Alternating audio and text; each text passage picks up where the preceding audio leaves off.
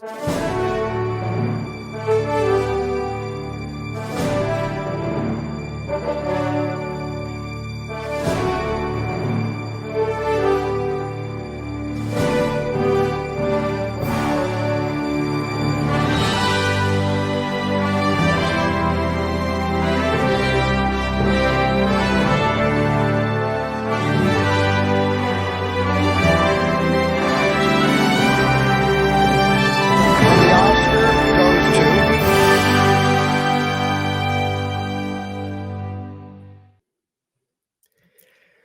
Hello, everyone, and welcome to Picture This, a show where we go through every single Best Picture nominee in the history of the Academy Awards, and it is still ongoing, obviously. We will keep going until the Academy Awards keeps going, and we hope that the Academy Awards keeps going centuries and centuries beyond our time. So the show will never end, basically, is what we're saying. Hiatus or not, we will be here. Even if the show's ended and another Academy Awards comes on, we'll be right back here to cover it. But we got to go back. We got to go back in time because this is the final year of our year of classics. We got to go back in time to the year of 1945 as we say goodbye to this little mini series we've been doing this year, the year of classics. I say we. Y'all are listening. You're like, who's we? Who? You keep talking individually, but you keep saying we because I'm joined here, of course, as always, with Chad Webb. Chad Webb, how you doing, Chad? I'm doing great. Just like hearing you talk about like the year of classics is ending. When you first brought up that idea of the whole year, we're just gonna do like classic years. Even like when we went to a little bit newer with 82, and then we got a little bit newer with 2014, of course, because of the retrospective. Yeah, that was its own thing. Which was our little, one skip.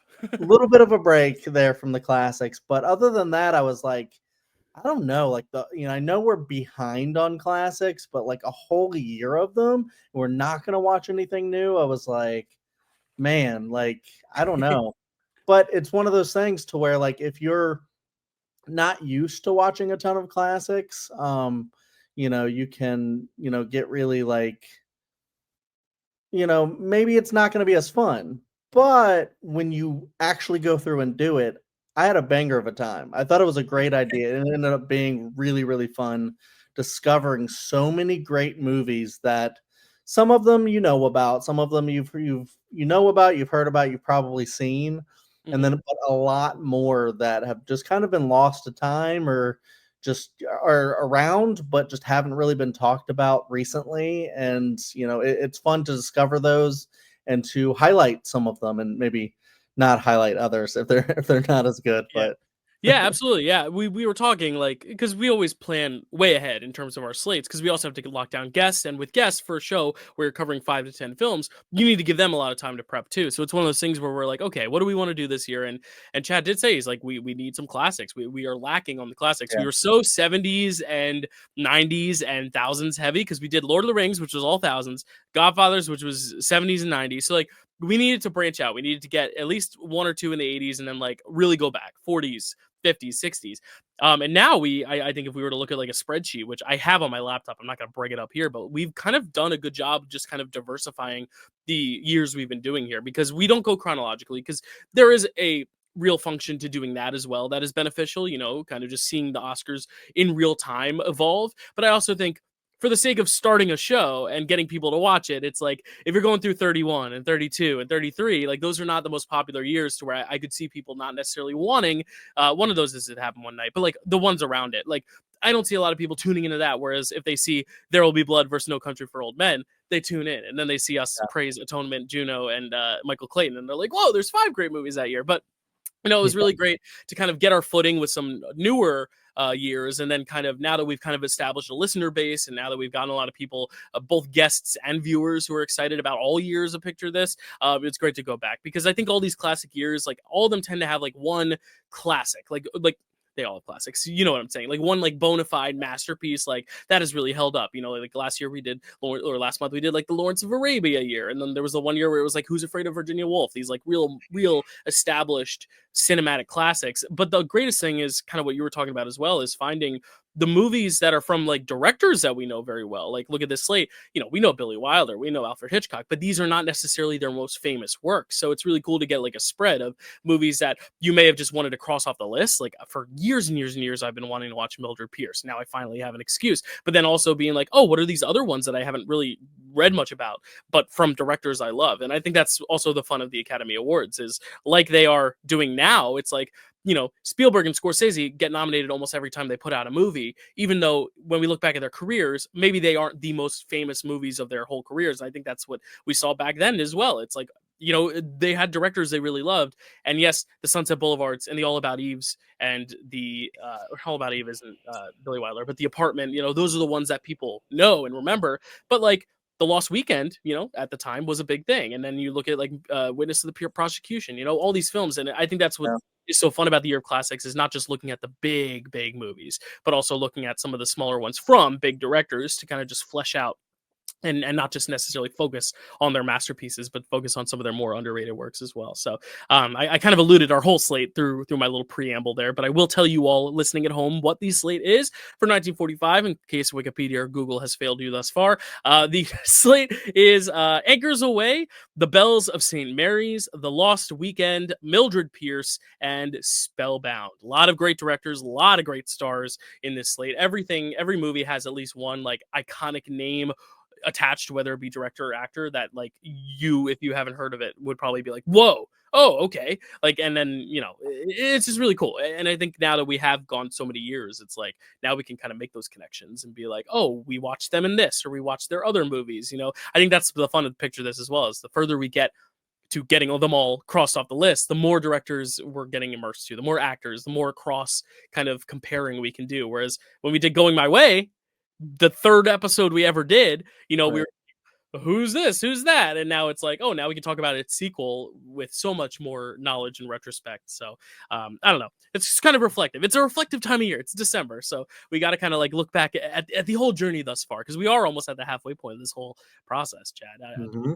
What did you think of this slate as a whole, though? What did you think of this one, the last one of the Year of Classics? We wanted to end strong. We wanted to get something a little Christmassy in there.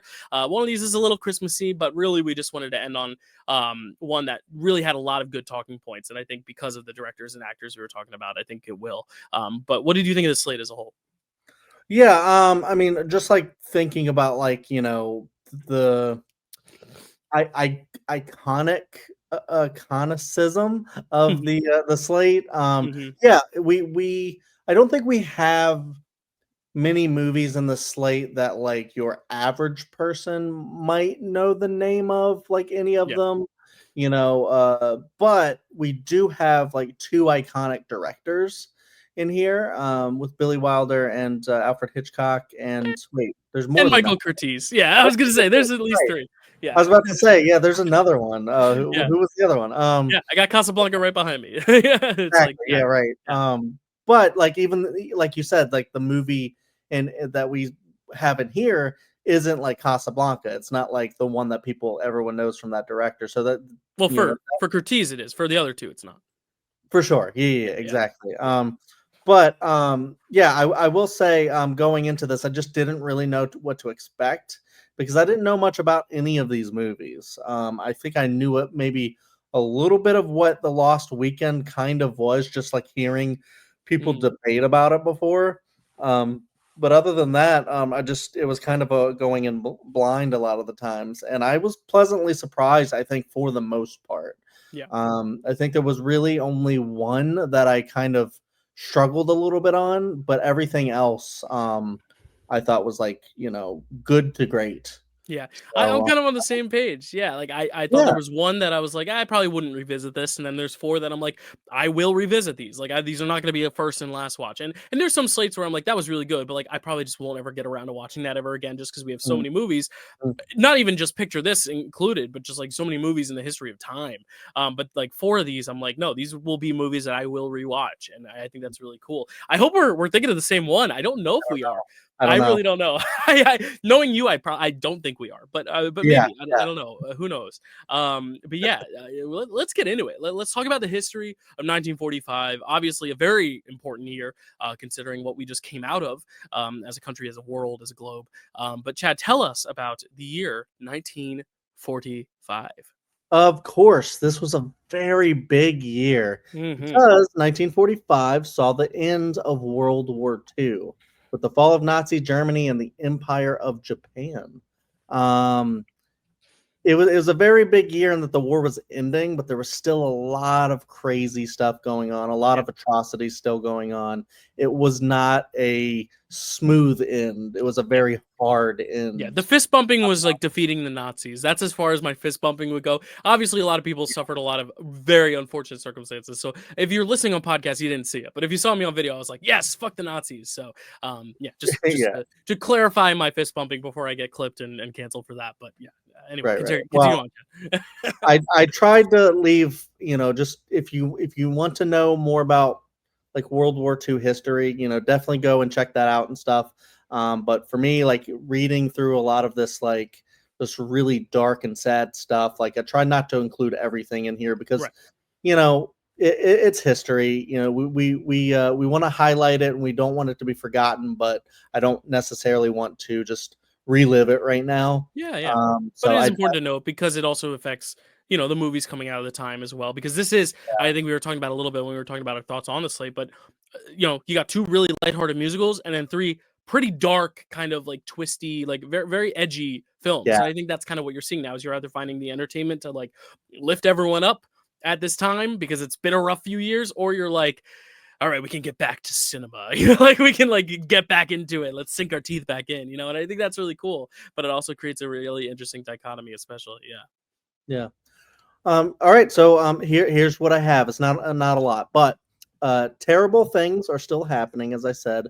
But Hitler flees to his Führer bunker in Berlin. Franklin D. Roosevelt is sworn in for a 4th term and becomes the only president to exceed 2 terms. Hopefully it will stay that way. The Academy Awards are broadcast via radio for the first time. Franklin D. Roosevelt dies in office and Harry S. Truman becomes the president. Adolf Hitler and Eva Braun marry in the Führer bunker and then commit a double suicide the next day. The Trinity test and then it didn't end there. There's still more stuff. The Trinity test of the atomic bomb happens in New Mexico. Nagasaki and Hiroshima are bombed. World War II ends in September. The Nazi Party is dissolved, so getting better. The first here's my one like random one. The first ballpoint pens go on sale at Gimbel's department store in New York City. Great bit timing there. And the Nuremberg trials begin. That's it. Interesting also when you hear about the history, especially history from back then, like we've covered 2 movies that one was my number 1 of last year, Oppenheimer, which covers the events you just talked about. Another was your number 1 from 1961, Judgment at Nuremberg, which covers the same event. So I do think it's cool that we see this history echoed through all the other movies that we find decades and a near century later as well. So just wanted to note that. Yeah, of course. So I'll go ahead and I was done with the history, but I can go ahead and get into the births. Yeah, that's a history of that year. Is Bob Marley, Priscilla Presley, Vince McMahon, Steve Martin, Goldie Hawn, Rod Stewart, Tom Selleck, Eric Clapton, Henry Winkler, Dusty Rhodes, James Avery, Helen Mirren, Debbie Harry, Neil Young, John Lithgow, Mia Farrow, Bob Seger, Bette Midler, Don McLean, Davy Jones, Jim Davis, George Miller, John McVie, Van Morrison, Diane Sawyer, and Lemmy Kilmister. Nice. And just a few deaths, some, of course, related to World War II.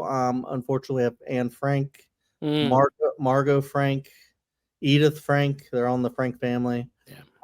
Franklin D. Roosevelt, as I mentioned, George S. Patton, Robert Hutchings Goddard, another not so great person, I think, Benito Mussolini, Eva Braun, as I mentioned, and it's all bad from here. Eva Braun, Joseph Goebbels, and Adolf Hitler. A A lot of deaths, some that we look back on very, very sadly, but some that we can kind of take a sigh of relief. And that's history That- for you. That's the perfect way to put it. It's Yeah. just relief. Yeah. Yeah. And albums, music. Let's get into something more Yeah. positive. Any music, Chad, coming out in the wartime? On a lighter side, not none that I've heard. But here's the ones that I found were kind of popular back then. Were "Merry Christmas," it's fitting, by Bing Crosby, also fitting. Ah, yeah. "Strange Fruit" by Josh White. "Black, Brown, and Beige" by Duke Ellington. "Hot Jazz" by the Quintet of the Hot Club of France. "Champion Jack Dupree and His Piano" by Champion Jack Dupree. "Signs of the Zodiac" by Mary Lou Williams. "Music for Dreaming" by Paul Weston and his orchestra. "On Ash Records" by Coleman Hawkins. "Carousel" by the original Broadway cast. J.S. Bach J.S.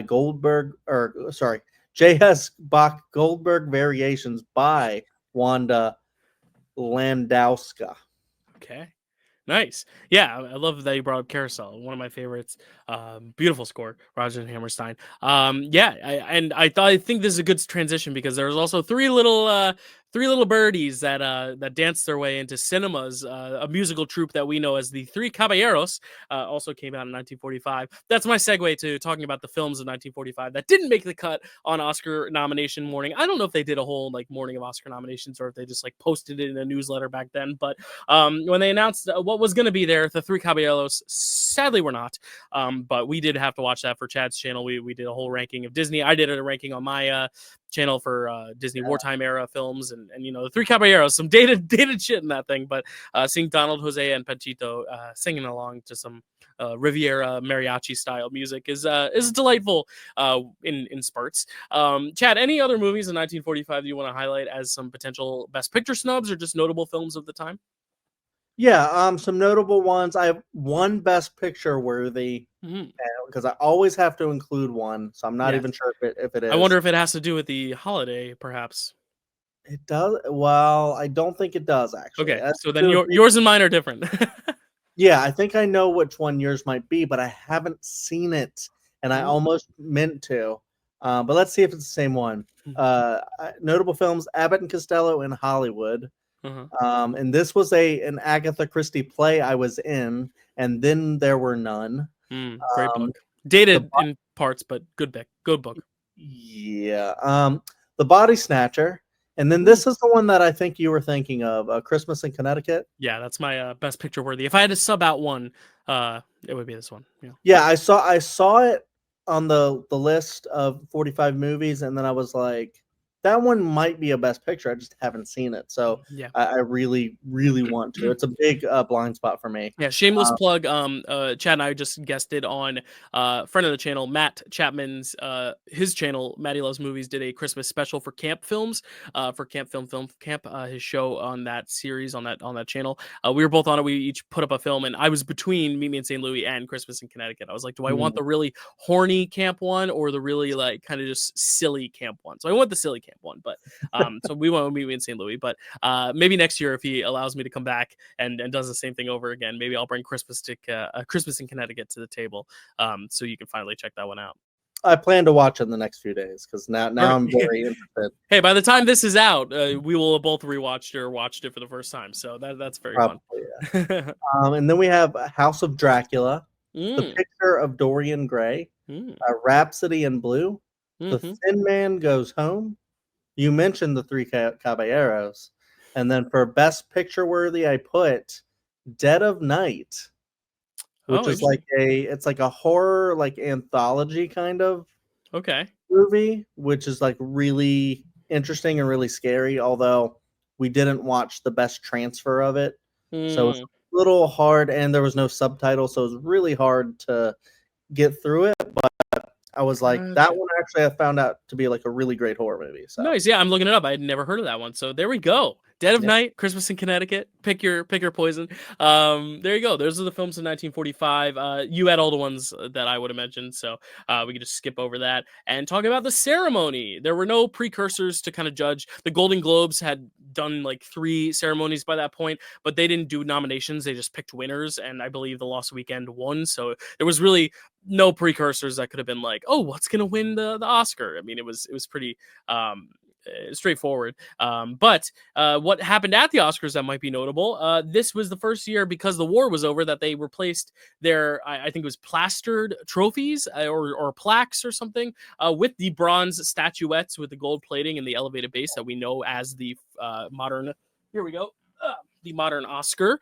So that was one. Yes, I know. Yeah, I time traveled back in time, and I said, "Here, Billy Wilder, you're gonna get another in 1960. I want this one."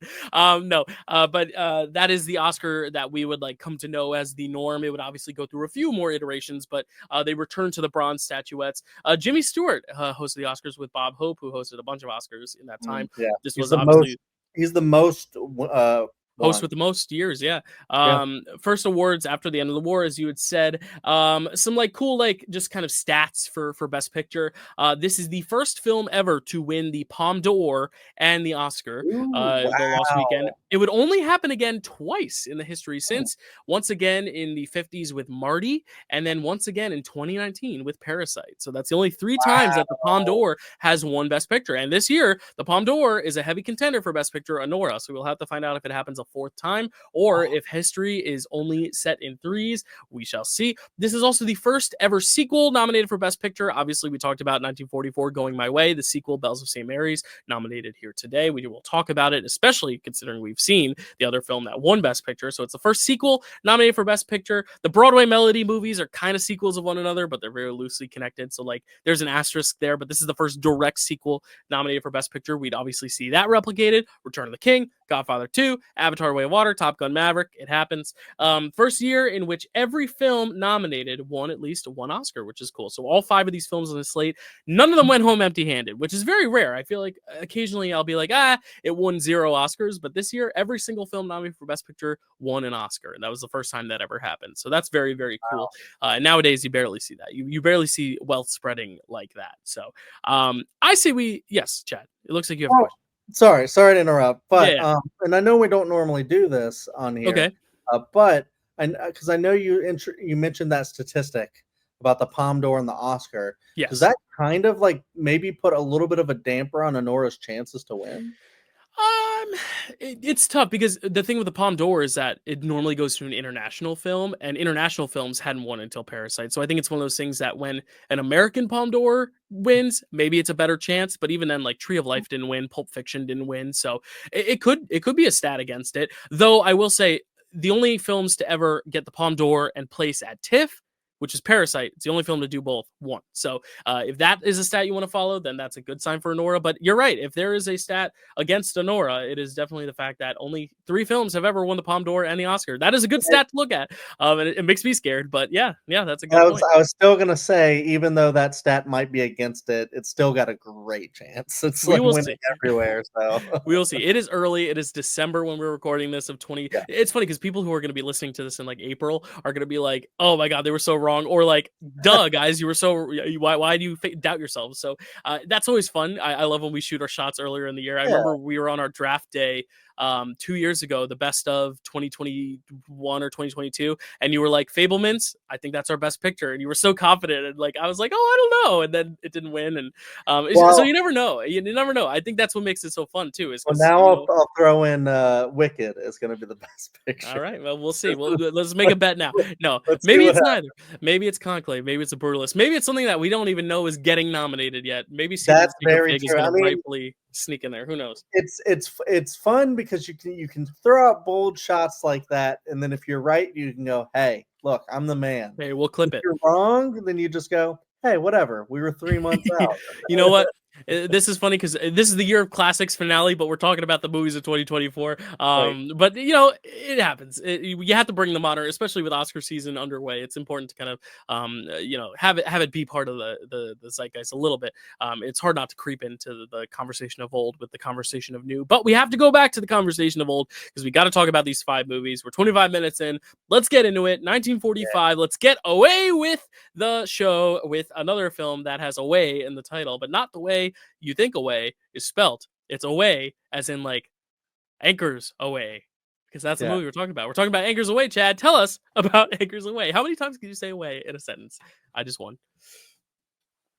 You won't be topped. Anchors Away, directed by George Sidney, written by Isabel Leonard, cinematography by Charles P. Boyle and Robert H. Plank, music by Georgie Stoll, starring Frank Sinatra, Katherine Grayson, Gene Kelly, Jose Iturbi, Dean Stockwell, Pamela Britton, Rags Ragland, Billy Gilbert, Henry O'Neill, Carlos Ramirez, and Grady Sutton. Synopsis: 2 sailors on shore leave try to help an aspiring singer get an audition. There you go. That's it. Yeah, Anchors Away. Our first Gene Kelly musical we're talking about on this show. Won't be our last, but we are not going to be talking about my favorite movie Right. ever, Singing in the Rain, on this show. You know, it was egregiously upset. Yeah. Maybe a hint, wink, wink, wink, wink, wink for next year. But yeah, no, like I am just so excited that we get to talk about Gene Kelly on the show finally, because he's just someone I'm obsessed with. Just utterly charismatic, just so fun to watch, just unbelievably talented. But yeah, we never talked about him. And then Frank Sinatra, another one who, not quite the song and dance man that Gene Kelly is, but you know, a staple of movie musicals, and another person that we kind of know as like a musician, but obviously did so much work at that time. The two of them would literally go on to star together in On the Town 4 years later, which is basically the same exact premise of this film. We'll talk about it in a sec. But yeah, like I'm just so glad we get to talk about the two of them, because this is a movie that I've never seen in its entirety, but I've seen obviously one very iconic scene from many Yeah. times, and I'm like so excited to finally like talk about it and get to like watch it and sit down and just absorb it, because you know, if I'm in the mood for Gene Kelly musical, there's usually one I put on, so it's nice to kind of be like, okay, now I have to watch this other one. You know, I don't have to watch Singing in the Rain for the millionth time. But Chad, this was a first watch for both of us, I assume. Yeah, I think all these were first watches for you and I. But what did you think of Anchors Away? So I'm gonna say one thing, and Okay. it sounds like I didn't like it. This is the one that I kind of struggled through.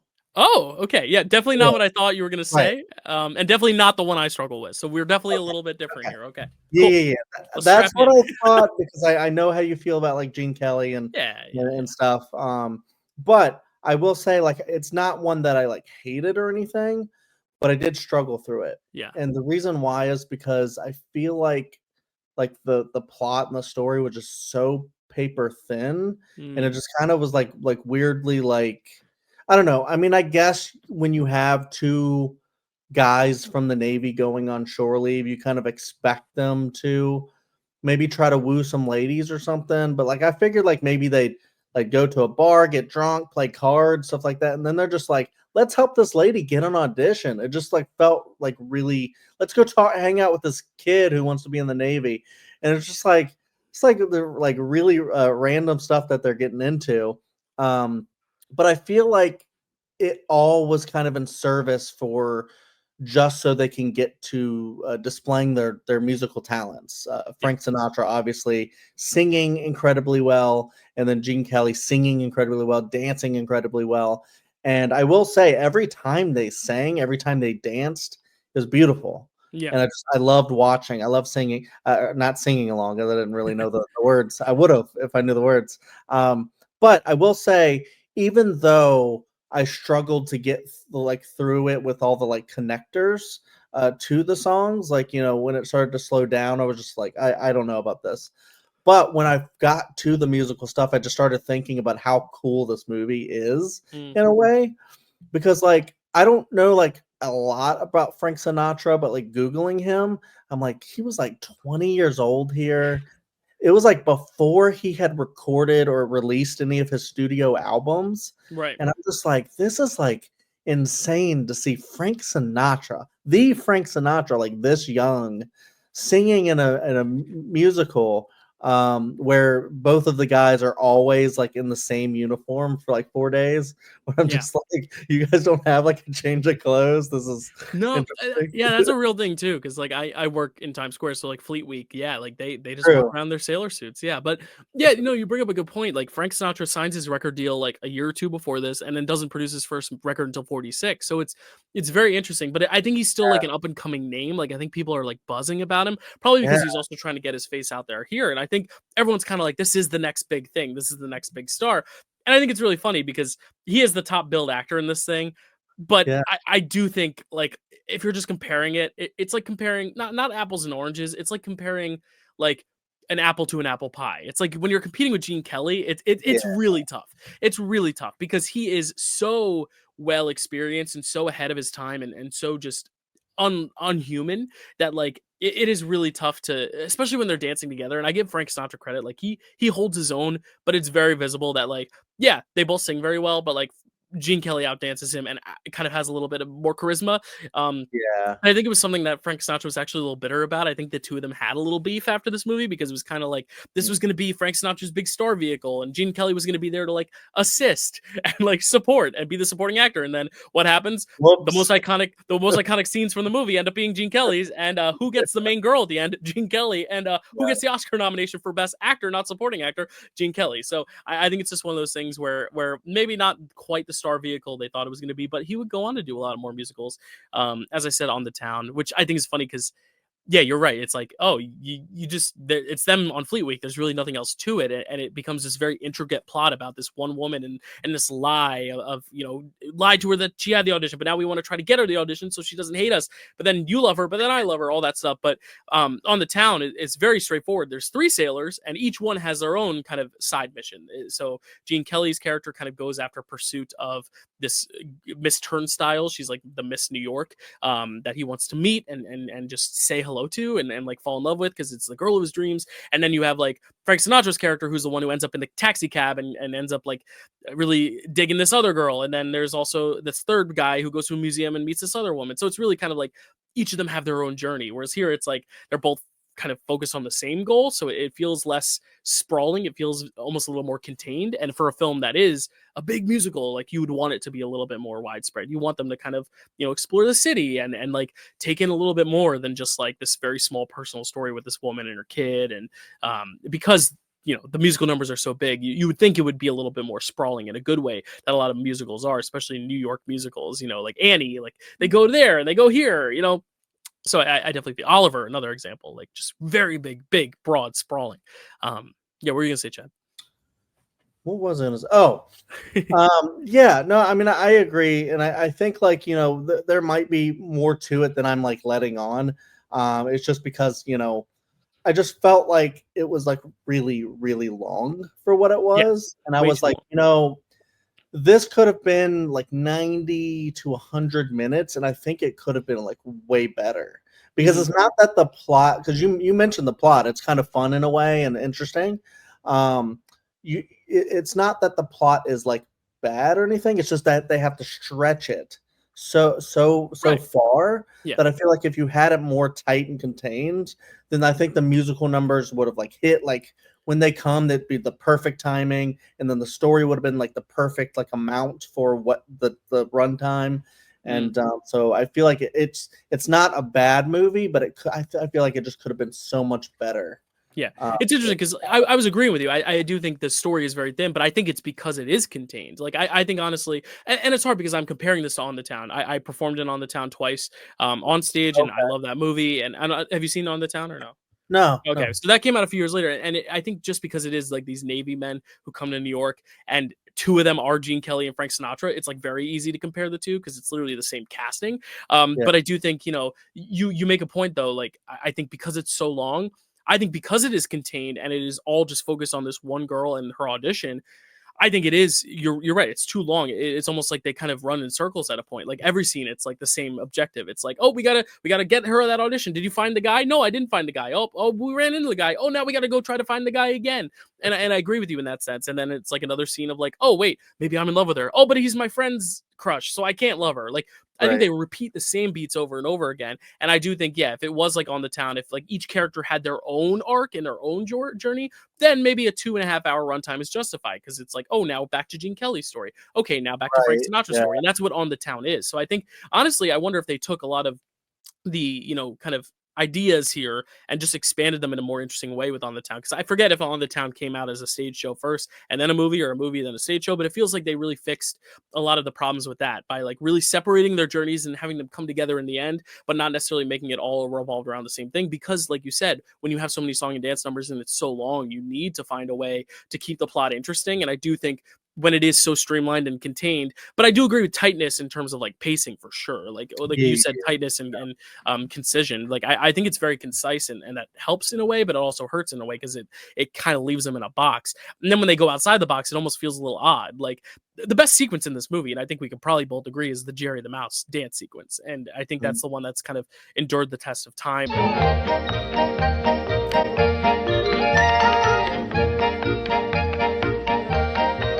It is the most famous number. It's the one that I was introduced to the film through because I watched an episode of Family Guy where Stewie was Jerry the Mouse. So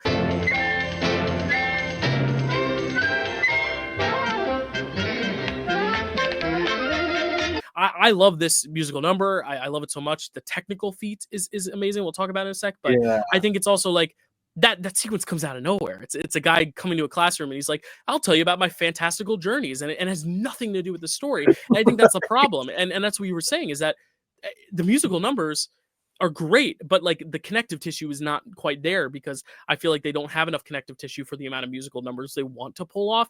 And then when it comes to a musical number, it just feels very pigeonholed. It feels like they're just trying to force a square peg into a round hole in that way, where it's like, how do we get to that animated mouse sequence? Maybe he comes to a classroom, so maybe we add a kid to the mix. Oh, and then the kid's aunt could be the love interest. That works, right? It really feels like one of those things that they have an idea for a musical number Yeah. and they have to try to build a plot around it, which fair, that happens a lot, a lot of Yeah. concept out. And look at the Who's Tommy. That's the whole thing is they came up with the album first and then they crafted the story around it. But sometimes it doesn't work as neatly and nicely as that. So I do agree with you in that fact. I think it's sloppy. I think it's bloated. I think it's overlong. But for me, the charm of those musical dance numbers really do outweigh the cons for me. Like I just like I can imagine myself rewatching this so many times for those sequences, for the Jerry the Mouse sequence, for that great kind of Hispanic number toward the end, like the tango, Mhm.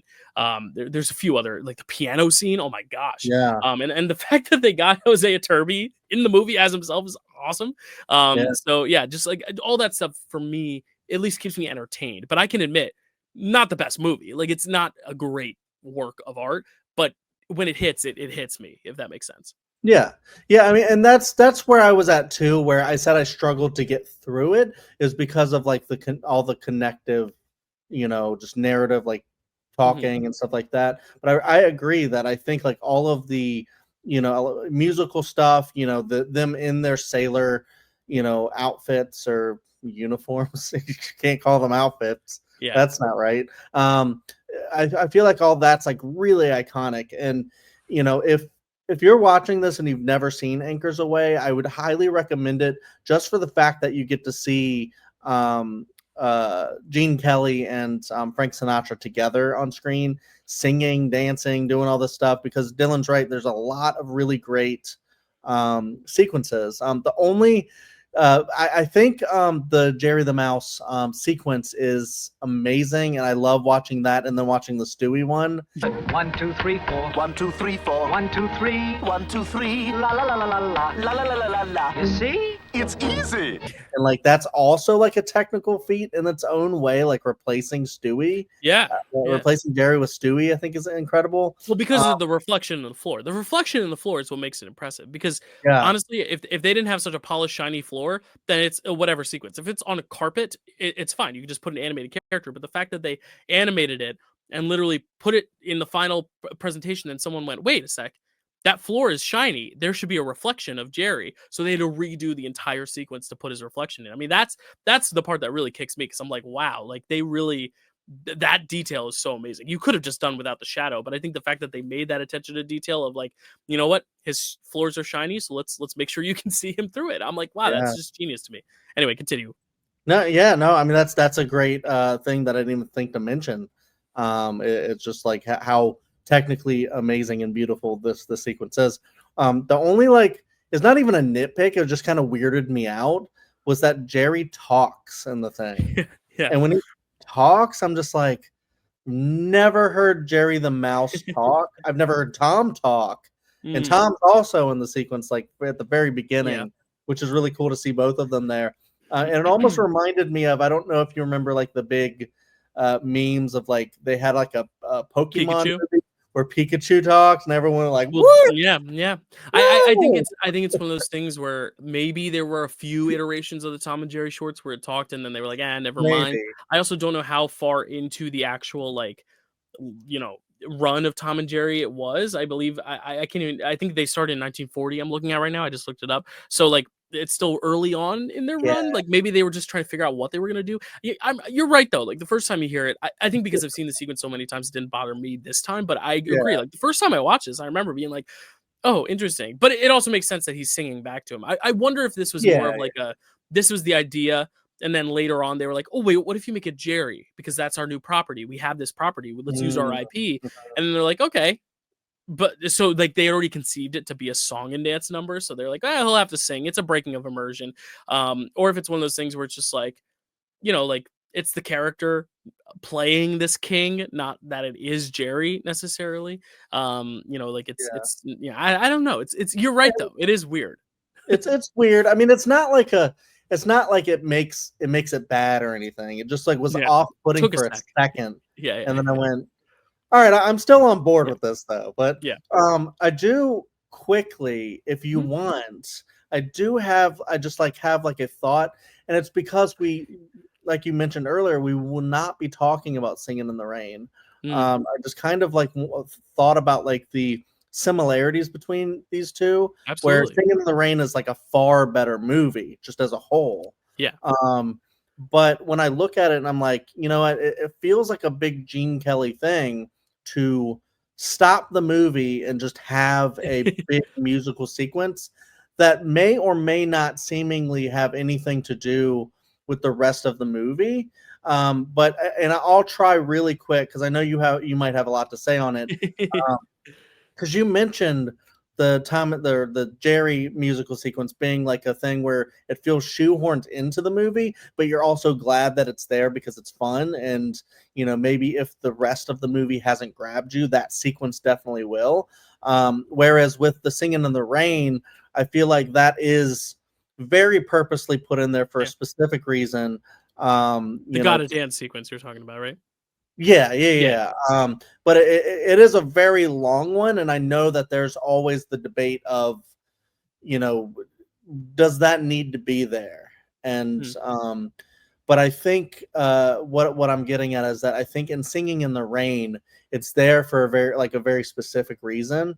Whereas in Anchors Away, it's not. So I feel like, you know, there's just like something to say there as far as like movie quality and like, you know, Mhm. I don't know. I'm Yeah. trailing off. No. Yeah, and you say there's a reason for it in Singing in the Rain. I don't even know if there's a reason for it in Singing in the Rain, but I think because Singing in the Rain is all about this whole like transition from silent to talkie films, I think the whole idea of like let's go all out. Like this is a Yeah. celebration of a shift. And like, yes, the shift was dark for some, and that's why Babylon exists, to show that it was also shitty to all the silent actors who lost their Mhm. jobs. It was also great for Hollywood because it allowed you to explore new territory. And I think that's kind of what that sequence is he's like, what if we do this? And you see it. And I think it's just one of those things where it's like, when Yeah. you're talking about a movie about like, you know, transitioning the sound, why not just blow them away with all the color and sound you can in a big dance number? Why not? I mean, you have time to fill. You have Gene Kelly. It's not like it's a badly, you know, executed sequence. And I think, you know, the same could be said here. It's like, you know, it's not necessary, but it's so well executed that I don't mind it at the end of the day. But at the same time, I think it fits that one even more because it's like all right, well, they are making this transition. So like this is a pitch Yeah. that Gene Kelly's like, what if we could achieve this? And then they're actually achieving it. Whereas here it's just like, let me tell you a story. It's very random. But I agree. They think they both serve a very similar purpose in just trying to offer that kind of break into a land of fantasy.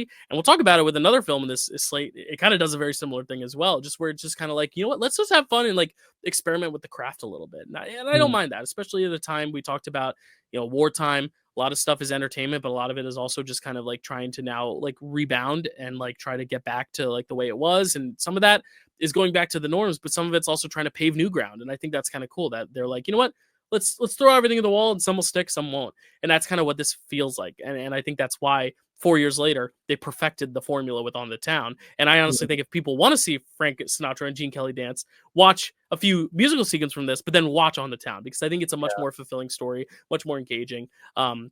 And I can't wait for you to watch that one too, so we can like talk just privately about like whether you like that one more than this, because I think we both agree that this one has the same problems. It's just I think you liked it a little less than I did because of those problems, and I was a little bit more forgiving of them. But I agree, they're all there. I mean, this is not a perfect movie by any means, for sure. And I will say, you recontextualize Singing in the Rain for me, and you're the perfect person to do that. It's funny because I've done this a little behind the scenes. This is the end of the year for us. We can go on a little longer than normal. There's only two of us too. There's no guests. But when we were part of Dan Merle's Patreon, and he did like this movie club where Singing in the Rain was part of the movie club, and he did an open like video chat thing with all his patrons, and he was like, hey, if you want to come on and chat about these movies. And I was like, wait a sec, so you're telling me I could talk to one of my favorite critics about my favorite movie? Sign me up. And I was the second one to call in, and I remember him being like, what do you think? Do you think this is necessary or unnecessary? And I just like spilled it all out about like how much I love that sequence and how necessary it is as a celebration of song and dance and sound and the technical achievements that the film is telling you in real time is happening at that point in history. And then afterwards he's like, I agree. And it was just cool to get like an agreement on it, because I feel like so many people are like, that sequence is so unnecessary. It's so boring and chuffa and unnecessary. But I'm like, you know what?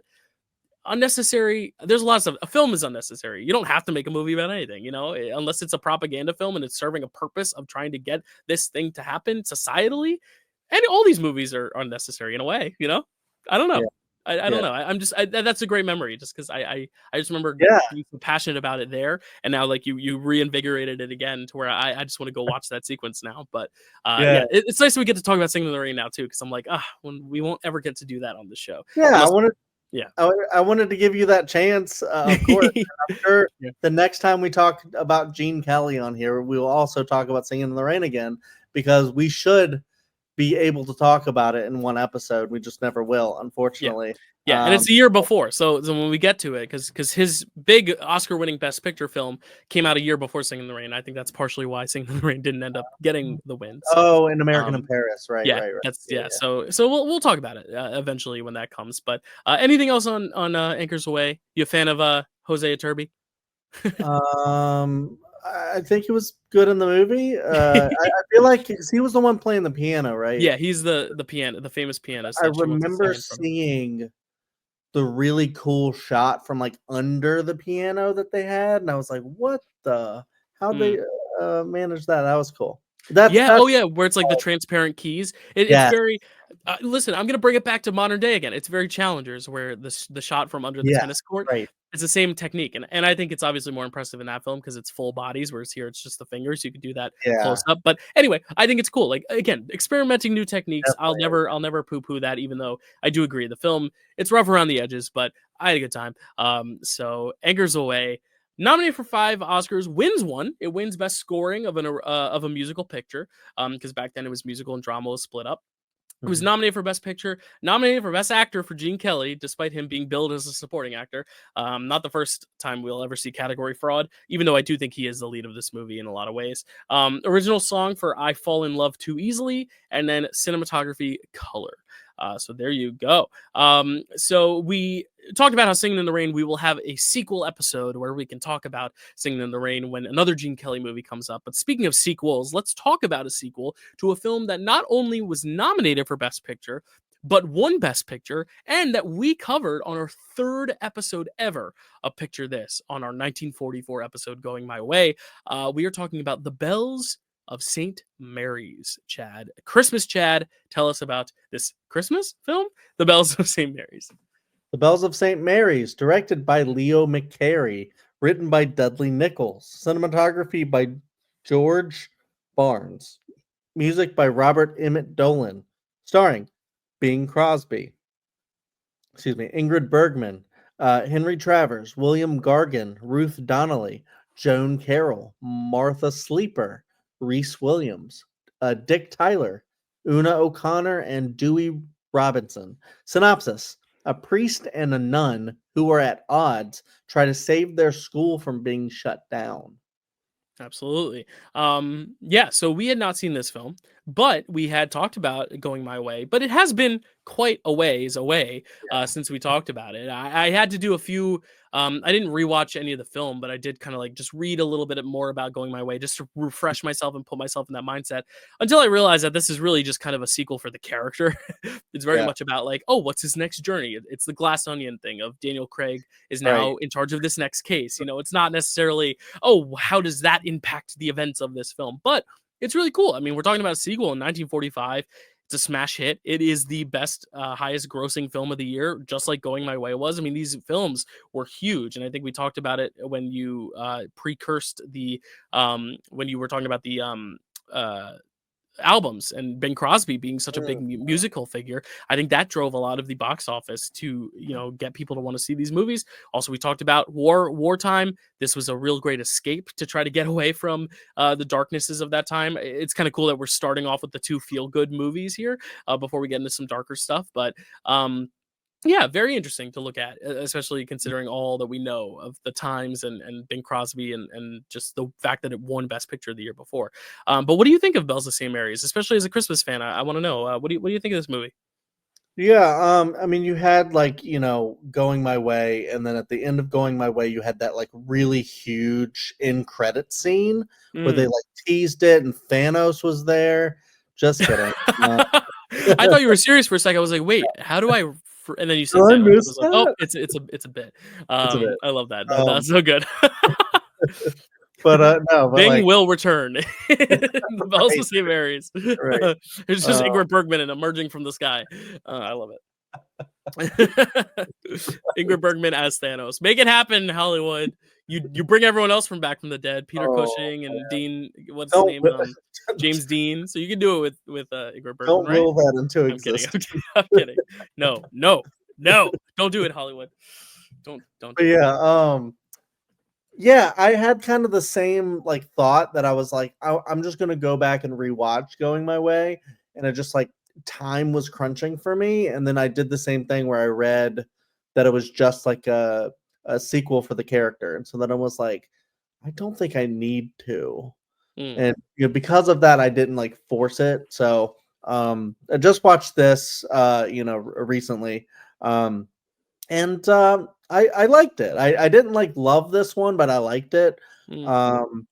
I thought the kind of the little rivalry that they had was interesting. I liked the dynamics between those characters, and you know where it kind of goes with like her, you know, developing tuberculosis and the confliction that he had to like tell her was I thought interesting. I liked all the stuff with you know, I'm blanking on the Henry Travers, Clarence. Yes. Yeah. It's one to play. Yeah. I like the stuff with him because it's basically, you know, I mean, the Christmas thing of them trying to reach the Scrooge, I guess you could say, who is the guy who's rich, he owns stuff, and they want him to gift them the building he just bought as their school because I guess that one's like, you know, breaking down and stuff. You know, so it's fun to see like little sequences of Ingrid Bergman teaching a young boy how to box, which was interesting. Yeah, right. Tell that to any 2024 person. Will be like, "Hello," and then they watch it. Yeah, like that's what's such an interesting pitch about this. It's like Ingrid Bergman doing funny stuff because I think like every movie we covered of hers, you know, from Whom the Bell Tolls, I think it was called Casablanca and Gaslight, and then even another one in this slate. It's like she's very serious. So the fact that like we're getting like a little bit more of a comedic Ingrid Bergman is already a good sell, I think.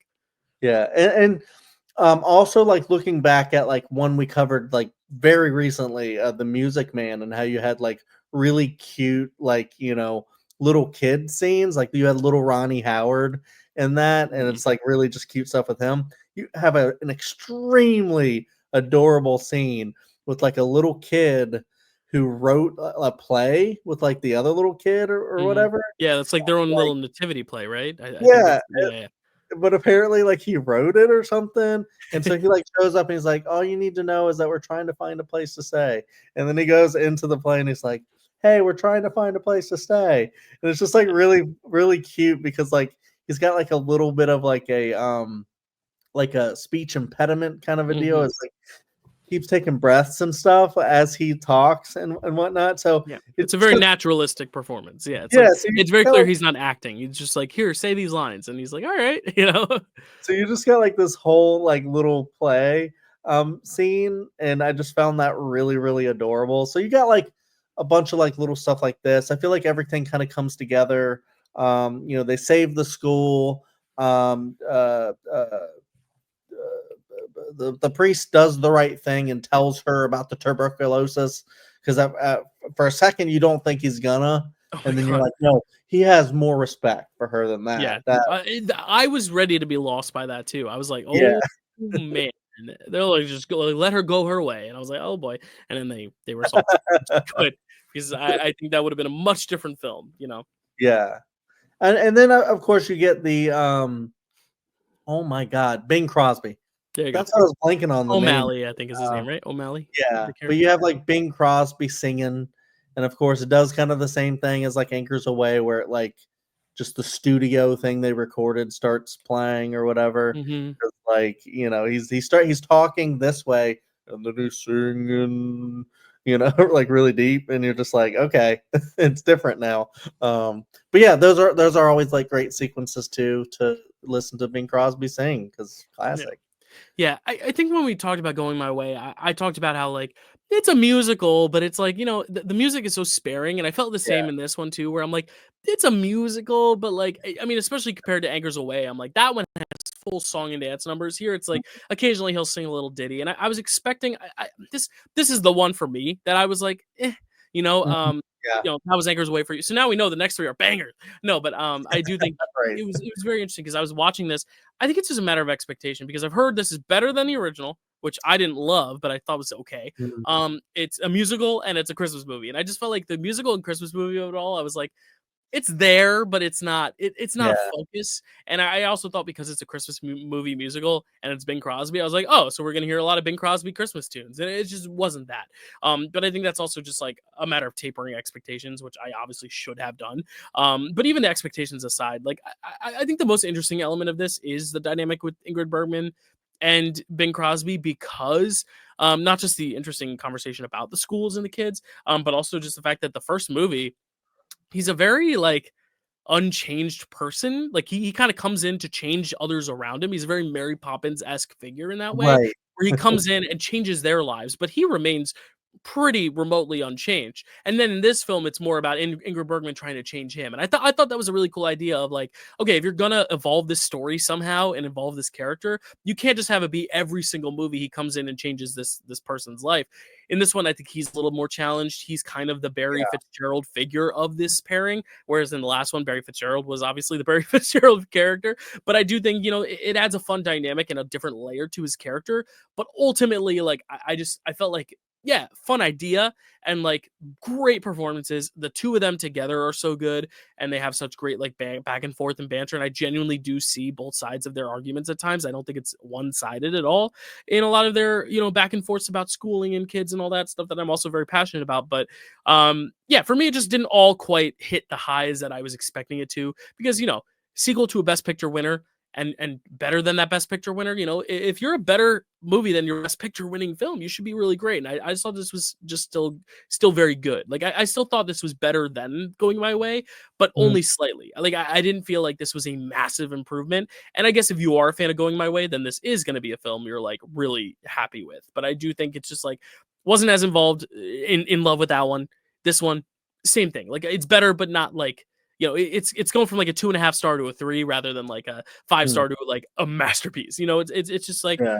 a good sequel to a okay film. And I Yeah. just think that's kind of the charm of it. And a lot of movies can just be that. I think when we look at it as an Oscar lens, it puts a little bit of a pedestal and a pressure on it to be more. But I think if this were just a movie that I threw on for the holidays, like it's got some Christmassy scenes, like whatever, it's got great performances, some music, I would have been perfectly fine. But I think just looking at it as a best picture, I just don't necessarily know if this is quite my favorite. But Yeah. I thought it was Yeah. fun. And I definitely don't disagree with you. Did the dogs react during the scene with the dog in the church? They did not, but I think also because this is black and white and a little old timey, they were because dogs already don't see in color, but I feel like the Yeah. black and white might have thrown them off a little bit more. For anyone who doesn't know, my dogs love movies, especially little Vito. He loves movies like Lawrence of Arabia. He sat for 4 hours of that thing just because of the Wow. camels and just he loved any movies that take place primarily outside. They love because it's like they're staring out the window. They're looking, except it's a desert instead of a suburban backyard. But it is, it's very funny watching them watch films. And this one, black and white movies are tougher for them. I think. I think it's because they're not. It doesn't feel as immersive. It's like they need the 3D glasses, aka the colored films. So Yeah. Anchor's Away, they like that more. But I'll have to ask Vito for his rankings after this. And I was interested to hear you say that you liked this one more than the original because I Yeah. was sitting there thinking that maybe you like the original more because it reminds you of Paddington 2. Maybe. Did I say it reminded me of Paddington? Yeah, don't you remember kind of like the end where the mom comes home? Oh my god! See, I'll tell you, a lot of it has escaped my brain. And that's why this show is great. But doing it monthly, I'm like, it's been like 3 years since we did the last Yeah. one. So yeah, I can't believe I compared that to Paddington 2. That's Well, crazy. because of the end scene and like Gotcha. the grandma comes. Spoiler for Paddington 2, but the grandma comes and Or Aunt it, Lucy. it Yeah. ends with him seeing his grandma or his Aunt. grandma, right? No, his mother. Paddington, it's his Aunt Lucy. I His don't know aunt, what it is right, Aunt Lucy. going my way. Yeah. It's his mother. Okay. Going my Yeah. way. So it must have had a very Paddington-esque ending. That's the Yeah. thing is like it just didn't leave an impression on me, and I feel like this film is going to do the same. It just doesn't leave an impression. Yeah. And I agree. I really wanted it to because of the stars and the fact that it is the first sequel ever nominated. I wanted to be like, oh, Top Gun Maverick, Godfather, I mean, Avatar, Bells of St. Mary's. there's always a hope for that when Ingrid Bergman's in it because she's Yeah. fantastic. So Yeah, we might talk about her later. Any other thoughts on the Bells of St. Mary's? You mentioned the dogs and the cats. I love that first scene where he's talking, everyone's laughing, and he's like, "Oh, I'm winning over the crowd." And then he turns around, it's like the cat or the dog playing with the hat, like stuff like that. It's cute. It's a very cute movie. Like I have no Yeah. sour feeling toward this. Like I'm not like, "Oh, this sucks," but like I'm just like very whelmed by it. Not overwhelmed, just whelmed. I agree with that. Yeah. Good Yeah. point. Yeah. Cool. So the Bells of St. Mary's, nominated for 8 wins, does not win as much as Going My Way, but it does go its way with 1 Academy Award, which is Best Sound Recording. Obviously, Chad talked about it. Chad might not have been the biggest fan of the sound recording in it, but it did win the Oscar. Oh, I liked it. I liked Oh, you it. did. Okay. It was interesting. It was obvious. Let's just say that. It was obvious when it was being recorded versus when it was live. But yeah. Sound recording. It is nominated for director for Leo McCarey, best picture, obviously, best actor for Bing Crosby. Again, he goes back-to-back nominations. He won for the first film, I believe. So they didn't give him a twofer. Ingrid Bergman also nominated for best actress, best scoring, dramatic or comedy picture, original song, Aren't You Glad You're You, and best film editing. So in the past few days, I seem to have forgotten. Or the past few years, I've seemed to have forgotten that I compared the last film to Paddington 2. It's been a lost few years for me. But what about The Lost Weekend, Chad? No, not my best segue. But hey, listen, I have 2 more left, so I'll redeem myself there. Chad, tell us about The Lost Weekend. Well, if you lost a few years, we're gonna have to like consider your drinking choices. Lost Weekend. You can't remember that you compared Paddington 2. I mean, you must have a problem.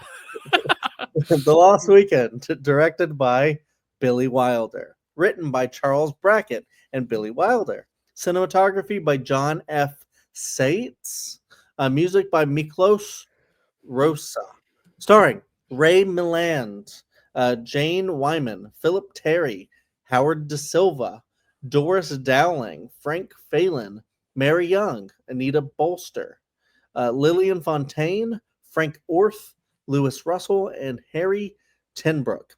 Synopsis: a writer who suffers from alcoholism must decide whether to give up and succumb to his condition or rise above. Yeah. Should go without saying, but Billy Wilder, a favorite on the show, and not the favorite, obviously, but if you look at the numbers, he's got the most best picture wins here on Picture This with 4. Double Indemnity, Witness for the Prosecution, Sunset Boulevard, and The Apartment have all won our prize. So we are definitely very fond of him. Whether or not he's number one, I believe every time his film was up for it, I put it at number 1. Chad put Sunset Boulevard at number 2 and Witness for the Prosecution at like number 3. But either way, like we are both fans of him. You could not get wilder about Billy than us. Yeah. We are the most wild for Wilder podcast out here. So this is the one that won him his first Best Director Oscar, his first Best Picture Oscar. He would repeat the feat in The Apartment in 1960, a whole 15 years later. So very interesting to kind of go back to one that I feel like is not necessarily as talked about, surprisingly, as some of his other works. Some Like It Hot, and then all the films that we mentioned here, especially Sunset Boulevard and The Apartment. Like, it's very interesting that this film that I feel like should be the one that everyone talks about because it is the Best Picture winning one, is one of the ones that isn't as talked about. And we'll talk about maybe as to why that might be. But just had to preface it with saying, like, we are big Billy Wilder fans. So we do have an expectation for him. And we also do have a fondness for him to keep in mind before we start discussing the film itself, where our primer comes from. It's not like we're discovering this talent. We're very accustomed to his work. So we know at least how his groove is, like what his groove is, and how he does what he does and how he does it so successfully, to where it'll be interesting to talk about where this kind of falls for both of us. But I want to say, before we get into the movie itself, I went into this as a total blind watch because I'm like, you know what? It's a Billy Wilder movie I haven't heard a lot about. Like, I'm going to just go in blind. I don't want to look up a synopsis.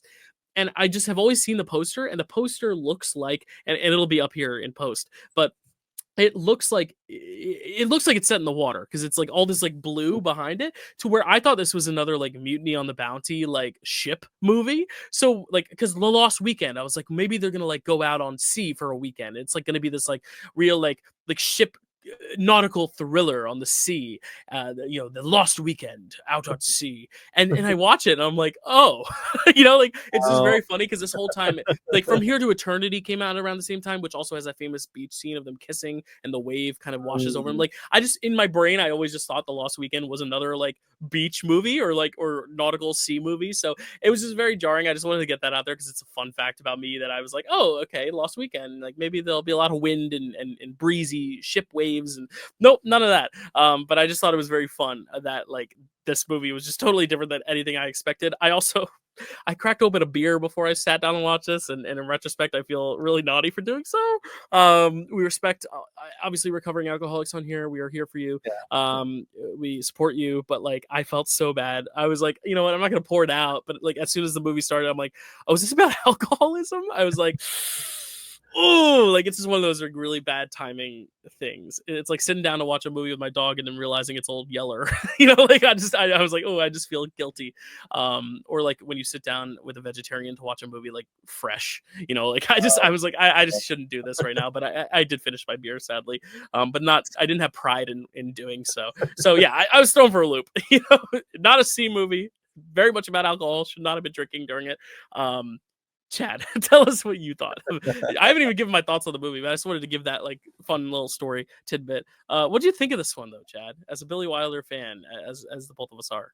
Yeah, I mean, like when you started, you were like talking about how like this is not like The Apartment or Double Indemnity, like a lot of the Sunset Boulevard, like a lot of the iconic movies that just get mentioned a lot. And then you were like, kind of like, why does this one not get like let's find out why this one might not be mentioned as highly amongst all those. And it won Best Picture, and for me, I don't fucking know, because I think this movie is incredible. Okay. I thought you were saying I don't fucking know how it won. I was like, oh, no. I don't fucking know why people don't talk about it. Yeah, I got you. Yes. Especially like of the slate, I think this one is just so incredible. Because we were both underwhelmed, with the first two that we spoke of, whether or not, it's one that we just thought it was okay, one that has like a lot of great like musical stuff in it, but maybe not the best overall, and maybe there's a better version out there. But like this, I just think is like a great movie just in general. Watching it, I thought a lot about, if you haven't seen Leaving Las Vegas, I had a lot of like memories of watching that, where it's kind of like that idea of someone getting so depressed, feeling like a failure, like they'll never mount up to like their expectation they have of themselves in their head, that they get into this thing where they have like a crutch like alcohol, and then they just spiral down in this never ending like web of sorrow. And it's just like really interesting how this movie works, because for me it's just like it makes you kind of feel like an alcoholic yourself in a way, where I just like don't feel okay when I'm watching it. And I feel like that's maybe the mindset that, Billy like wanted you to have, is like writing the screenplay, doing the thing like with all the sequences, and just like you're spending a lot of time with this guy, like in his mindset, hiding the booze, forgetting where it is, finding it later, tearing up his apartment, trying to find it, trying to convince like people to give him money or just give him straight up booze. And then, explaining, this, but like being kind of like trying to be like charismatic in a way that, he's basically saying that he has a problem, but it's not a problem, and stuff. And just, all this like psychology that goes into it. The idea that he wants to like write a book about his problem, but he can't. His problem prevents him from doing that. But the fact that he never could find out how to become like a really good writer, or maybe having that too high of an expectation for himself instead of just doing something he loves, caused that problem. And then it's kind of like a big, vicious cycle. And yet he does have people who love him. He does have a good support system, and yet that support system doesn't really seem to be working for him. And yet, it is the thing that kind of stops him from ending it all. And there's so much in this movie. I think it's just incredibly done, and like, I don't know, I was in it the whole time, and I was like, I adored it. Yeah, that's great. I like how you said like cycle continues, because it is a very cyclical movie. It ends where it starts, and I think that's really fascinating. Like the fact that it ends with he's like, and now I'm gonna write a book about my weekend from when I was packing up those bags, and all I could think about was the bottle outside the window. And the last shot is him packing the bags with the bottle outside the window, which is exactly what the first shot of the film is. And I love how it is that cyclical nature, showing that this is something that may never have an end, or at least the end is far out of sight, because history repeats itself. You recover, you fall back on old habits. And I think that's something about addiction that this film really gets at, the idea that it is very, very torturous and hard to break, and the horrors of it. Like, I really think they dive into the horror of it. I mean, just the sequence with the rat in the wall with the bat, like that shit. I hate rats and mice. Like, Ratatouille, one of my favorite films of all time. How? I don't know, because I think they are the most icky, scary things I ever see. I don't like to go to films without recliners, because there's so many mice that I like have to like put my feet up on the seat. I have to make sure I can keep my legs elevated at all times. Like, Is that a New York City thing? Anything connected to like a big mall or something, like, I don't know, it's like a thing. I don't know. If it's in the middle of like a big parking lot, probably not a problem. But if it's connected to other buildings and stuff, it's a big city, the chances are you're gonna have rodents, and that's just par for the course. It's just my own personal taste. I hate it. It's not that the theaters aren't cleanly. I mean, they obviously keep them well clean. It's just dark room in the middle of New York City. I mean, that's just how it is. But all that aside, like that scene was haunting, and not just because I have a phobia, but just like the way they depict like the certain spells and the addiction and the tenseness of it all. I think that's very well conveyed, to where, every time we talk about a Billy Wilder movie, I feel like every single one is so different from the next, but they have these little shades of things that you can kind of pull from other things. Like, this feels at times like Sunset Boulevard, and those really dark sequences, those really like kind of gothic noir-esque sequences, but then also, just the whole idea of him going around the apartment trying to search for the bottle. It's dark, but it also feels like the apartment, where it's just like little doohickeys and things in like the crevices of this apartment, and playing with the space. Like, it really kind of took me through a lot of these different waves, no pun intended to what I was talking about earlier, thinking this was a C movie, but a lot of these waves of Billy Wilder's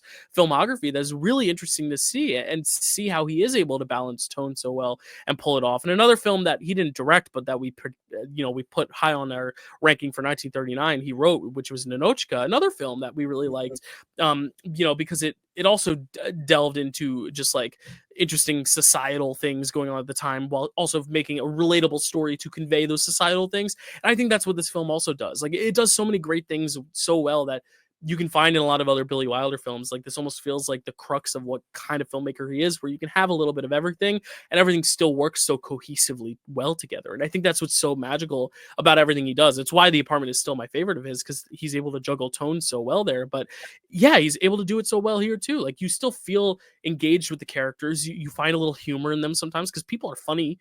People are inherently funny. So why not? It's not cracking quips like the MCU every 10 seconds, but it's like, these characters have personality to them, but they also go through deep shit. And I think that's really interesting. And they also have nightmares, and they also have deep, dark secrets and demons. Like, I love how just real and authentic this is, while still being a work of art, and trying to find that way to transcend just being a slice of life in this guy's weekend. Like, I just find it so cinematic in such a restrained way, which is so beautiful. Like, I was definitely in this as well. Like, I thought this was very haunting, very harrowing. Another great Billy, and I'm shocked why it doesn't hold up, and I have some reasons why I think that might be, but I want to let you respond, because I've been chatting away for like the last 2 minutes. But anything to respond to that with? No, yeah. I mean, I loved everything you said. It mirrors a lot of the things that I've been saying about it. I just think it's like so well done. And you mentioned the very like horror-esque sequence in the movie. I mean, a lot of it is horror-esque, but the like legitimately like something gets Psychological, murdered right in front of you. Like, it's a psychological thing, because it's like, he's afraid of the wall. All of a sudden, she's like, the wall's fine. What are you talking about? And he has to like, look at the wall that was there. It's like reminded me of Eraserhead, where it's like afraid of your apartment, and like it's just like, I don't know, just like it's really cool when a movie that's not normally considered a horror movie kind of becomes one, and then you're just like, what, like a Moore, where you're just like, Scariest wow, movie of all time. Yep. what the hell just happened? That was crazy. Yep. And like that had like the themes of aging and getting sick and stuff like that. And this has similar themes of just not like succumbing to alcoholism and not being able to see yourself getting better, right, and always feeling sick and getting sick just like sounds like a nightmare. And to see him kind of see that, what it was like, delirious tremens or something like that. When I was looking like the Wikipedia article, it was talking about the delirium. Like there's an actual term for that, like the alcoholism gets so bad that you start seeing stuff. Delirium like tremens. Yeah. And that's kind of like what he saw, like when he went to the hospital. People were experiencing stuff like that, and then he experienced it himself. Yeah, and then he's judging them at first too. He's like, "This guy's kind of crazy. Like, I don't belong here. This is crazy. Like, let me out. These people are crazy." And then he goes home, and that's what happens to him. Yeah. Oh, it's terrifying. Yeah. Yeah, and then like to kind of like see him think like the only way out from that is not to get better, but is to end it all. Is really sad, and you just like think about like how real that could be for some people. If they don't have a good support system. But then to see that like the woman that was there for him for so long, when he told her like, I'm no good, leave me, like please do yourself a favor, just leave, because this is not where you want to be. Like this is, but she like loves him, and she like spends so much time trying to, even when his own brother's like, this isn't going to work out, he's not going to get better. And then she keeps going, and she's like, I'll drink with you. Just you being alive and drunk all the time is better than you not being alive. And, I feel like, just like that, like her will to help him kind of like, heals him a little bit. Whereas I think there might be a little bit of a stretch from him going from like that to like Yeah. actually like, you know, putting himself together and stuff. There might be like a little bit of a leap there in logic, but like, you know, like, because you said like the cycle keeps on going. Like we don't know what happens like after that. Maybe he does Mhm. go back into a stupor, but I like to think that he got better after that and he started writing about Yeah. the stuff. So Yeah. yeah. I want to say maybe that is why, because my theory as to why maybe this isn't talked about as fondly. I think a lot of his other works are so singular and unlike anything else that like maybe that's why those are just on higher pedestals than this one. I also think the stars in this thing aren't necessarily stars that really took off. I mean, Ray Milland was in a Yeah. few other things, including what was it, like Dial M for Murder, I believe, or one of the I almost said Shakespeare, Hitchcock's, yeah. Like he did some Hitchcock stuff, but generally like these stars aren't like, you know, it's not like his other films where it's like Gloria Swanson and oh my god, I'm blanking on all the other one, Jack Lemmon and Shirley MacLaine, you know, like all those things. Marilyn Monroe for Some Like It Hot, you know. Yeah. I wonder if that might be part of it, is the star value and stuff. Another thing, and I think when you were talking about it, it reminded me. I do think sometimes, I think at least in a modern lens, like looking back, you have to kind of take for a grain of salt. Like that is a 1945 depiction of alcoholism. Whereas now I think like there are better resources than just like love and writing will solve everything type deal, which I think this movie kind of preaches a little bit. Just like if you surround yourselves with the right people, like you will beat this. But I do think now with just more time and more study, like I look at depression in a similar way where it's like, you know, if you're depressed and someone's like, well, how can I make you happy? It's like, no, it's nothing you're doing or not doing. It's an actual chemical thing. And I think Yeah. that's something that some people don't realize is like alcoholism is an actual like diagnosed thing. You know, it's not just like something like, you know, having people who love you around can cause. Obviously, depression and like just being a social outcast and like deep shit going on in your life can lead you to a path of alcoholism or depression. But I also think it's a little tidy. Like it almost has a little bit of a like fanciful way of like ending things in a way where it's like, oh, everything's gonna get better, it'll be okay. That I think the realist and a lot of people kind of have made this kind of feel a little dated in a way, kind of in a way that like Gentleman's Agreement, how it was like, oh, we're gonna solve anti-Semitism by just like, you know, being kind to each other and learning how to meet. It's like the white savior thing of like, you know, you meet one white person and now, oh, or you meet one black person, it's like, oh, now I'm not racist anymore. It's kind of like that where it's like, you know, you have one neat little way to fix anything. A spoonful of sugar will help this alcohol medicine go down. I think that's the problem that some people have had with it, at least in terms of its aging. I think that might be why it's not as relevant now, because I think there have been newer, more recent films that have captured alcoholism in like a more realistic sense of like understanding that it is a very long process of recovery, and recovery isn't just, oh, I love you, honey, write a book, you know, like. But I think looking at it at the time, though, for 1945, this is huge. I really do think so. I think this Yeah. is something that was too taboo to talk about at the time. And I think the fact that they're putting the pen to paper from a screenplay perspective and writing this story and sharing this story, it is based on a book, obviously, Charles R. Jackson. But I think, you know, that is big for the time. And I think that's the only thing is like with time, maybe we've gotten more nuanced, more realistic depictions. But I think in terms of the horror of alcoholism, this one still holds up, still nails it. I think it's in the way it tries to solve the problems that I think the problem is that it tries to solve the problem when there really is no solution in sight, at least not this quick, this brief, this early for this guy. Yeah. You know, and I think that's the thing is now, like, you look at like the bear and like episode 1, he's already at an AA meeting, and like it's so showing this the difference in how far we've come in terms of like talking about drug use and alcohol use. Like I think that's a good thing that society is, you know, found a more nuanced way to dig even deeper into those concepts. But you know, just thinking about like why this hasn't aged, it might, or it's aged well, but why it hasn't like held up in the conversation, it could be because maybe just they think the actual attitudes about alcoholism and the fact that like it's a choice rather than a diagnosis and an illness is something that maybe is a little outdated. But again, it doesn't take away from the fact that this is so well performed, so well acted, so well written, so well designed that like, honestly, if we have to find an essential addiction-based 1940s drama, like this is it. And I think that's really powerful. So yeah, all that to say, I still love it. You know, it's not my criticism. It's more trying to figure out what might be the reason why people think that. You know, especially because he has such a big filmography too. It's like, well, you know, you gotta let one slide. Like you gotta let one go. You can't have all these as like his best masterwork. You know, but You can. I mean, you can't. Yeah, if you're Billy Wilder. Every Wilder movie is great. I don't know what to Yeah, tell it gets you. wilder every time. No, Chad texted me the other day. He's like, "Who's your number 2 director after Spielberg?" And I'm like, "I don't even know. I can list you 20 names, but it might be Yeah, it might be Billy Wilder. I really do think might so. be. I just feel like I haven't seen enough of his stuff to definitively say that, but I've seen all his best stuff. Like I've seen at least 8 or 9 films of his, and they're all fantastic. So every Yeah, film we've covered on here included.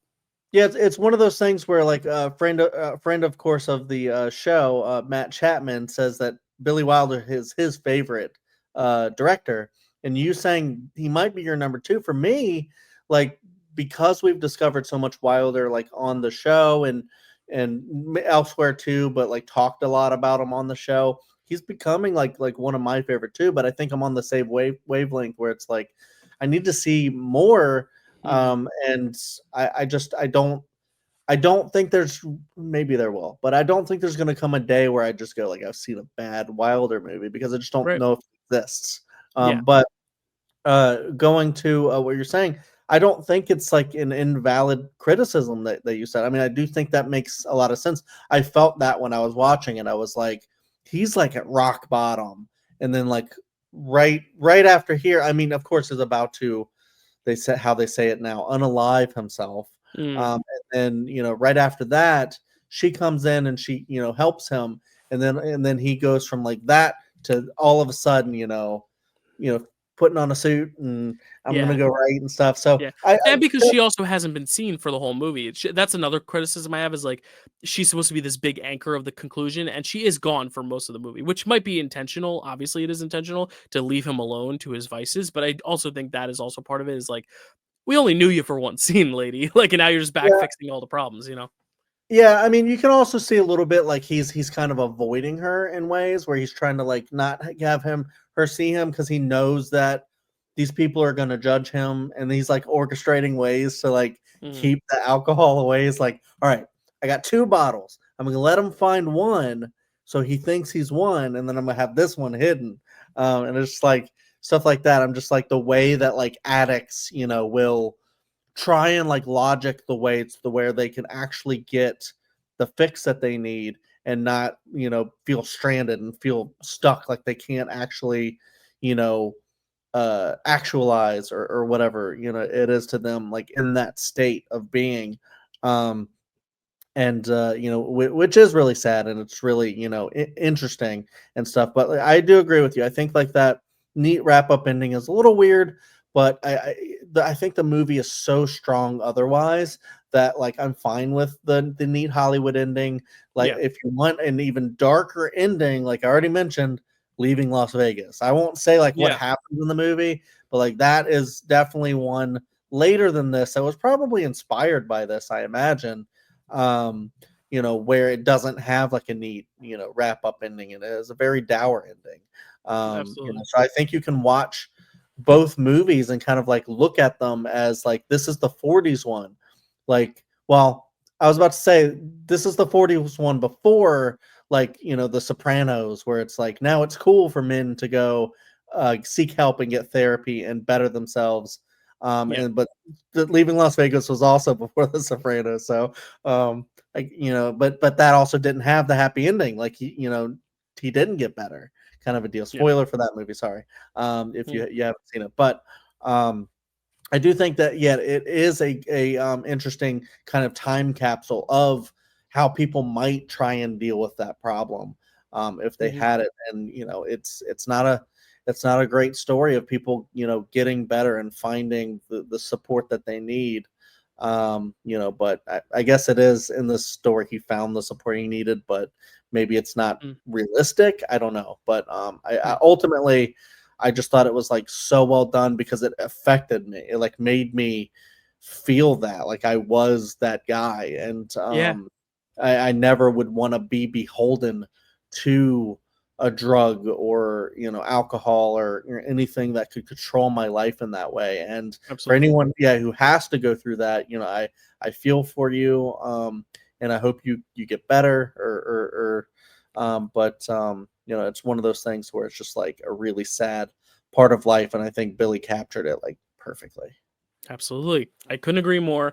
And the Academy also could not agree more because they awarded it 4 Oscars out of 7. So it took away the most Oscars that day. It took away the Oscar for Best Picture, for Best Director for Billy Wilder, his first of 2, Best Actor for Ray Milland, and Best Screenplay, the 4 big ones of the night. It was also nominated for Best Scoring, Dramatic or Comedy, Best Cinematography, Black and White, and Best Film Editing. So it really pierced its way through the Academy's hearts and their souls when they gave it the award. But what else pierced through this slate here is Mildred, because Mildred pierced, aka Mildred Pierce, the next film we're going to be talking about. Chad, tell us about Mildred Pierce.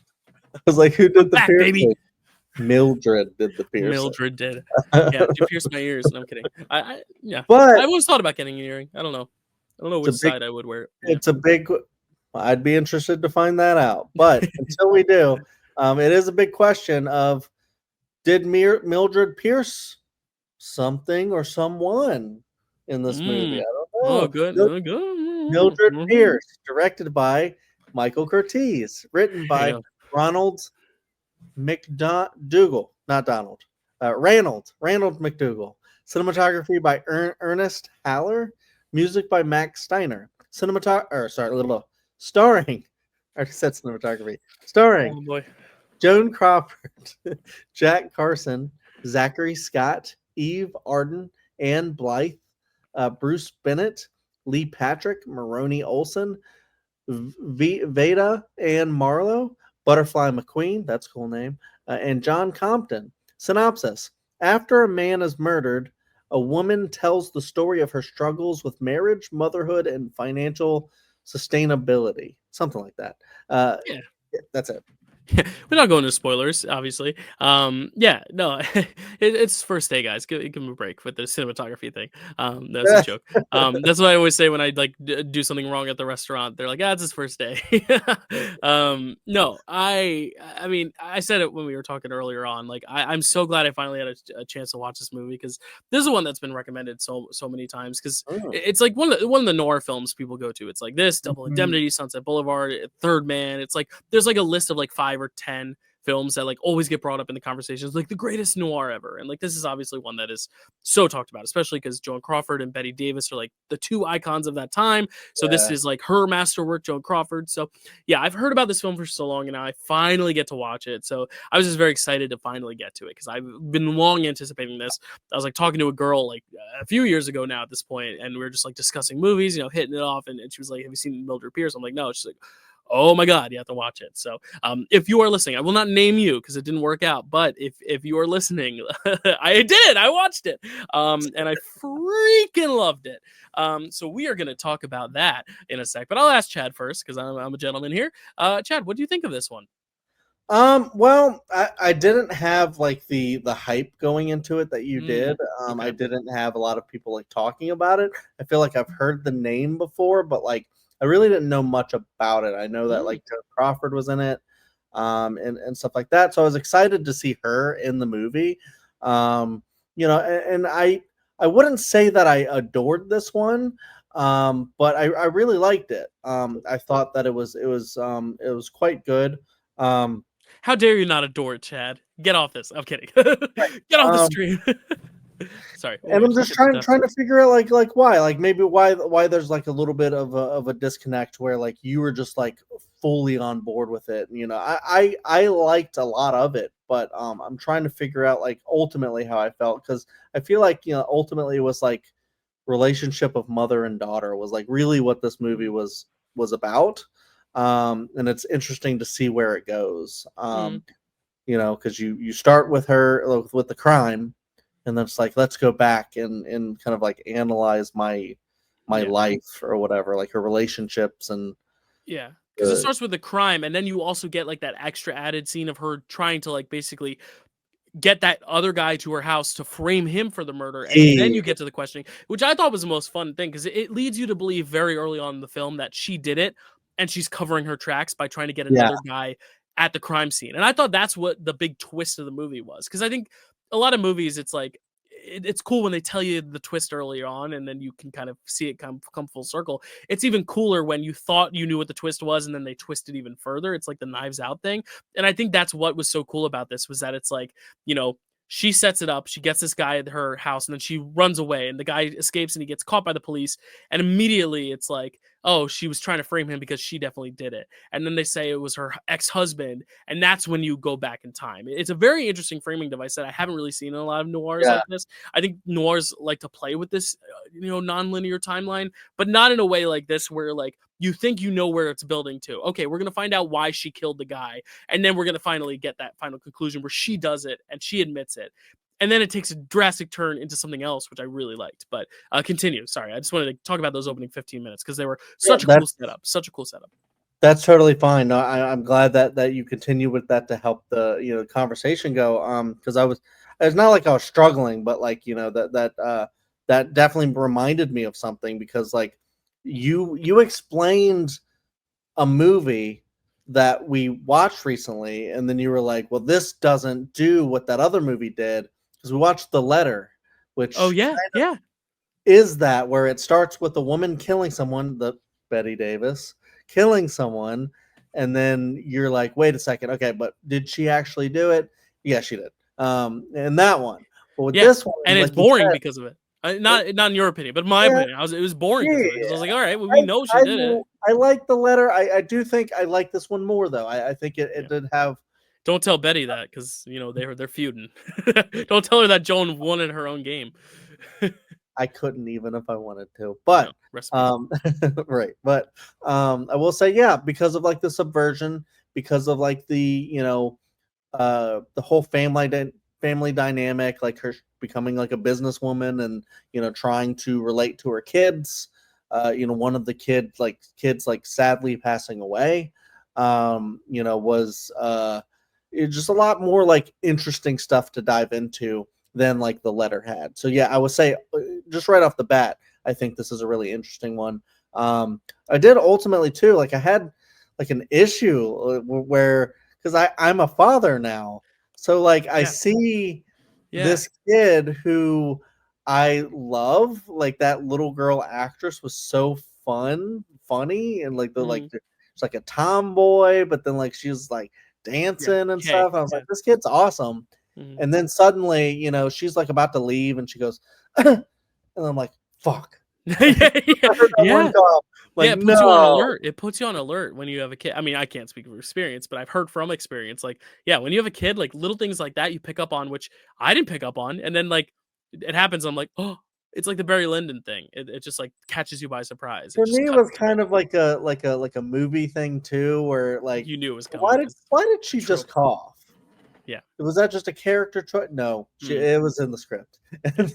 And then we find out that she's sick and pneumonia, I think, or something. Yeah, and then she just like dies. And I didn't actually expect her to necessarily die, but I was like, well, maybe she will.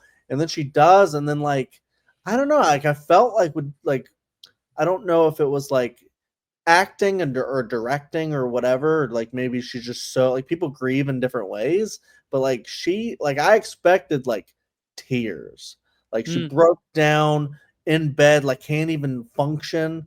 Like that's how I feel like I would be if something terrible happened to my child. But like she just kind of like was a little sad, and then just kind of like don't mention it. I don't know. That was a little bit of a disconnect for me for that. Yeah, people grieve in different ways, I guess. But that's a valid point.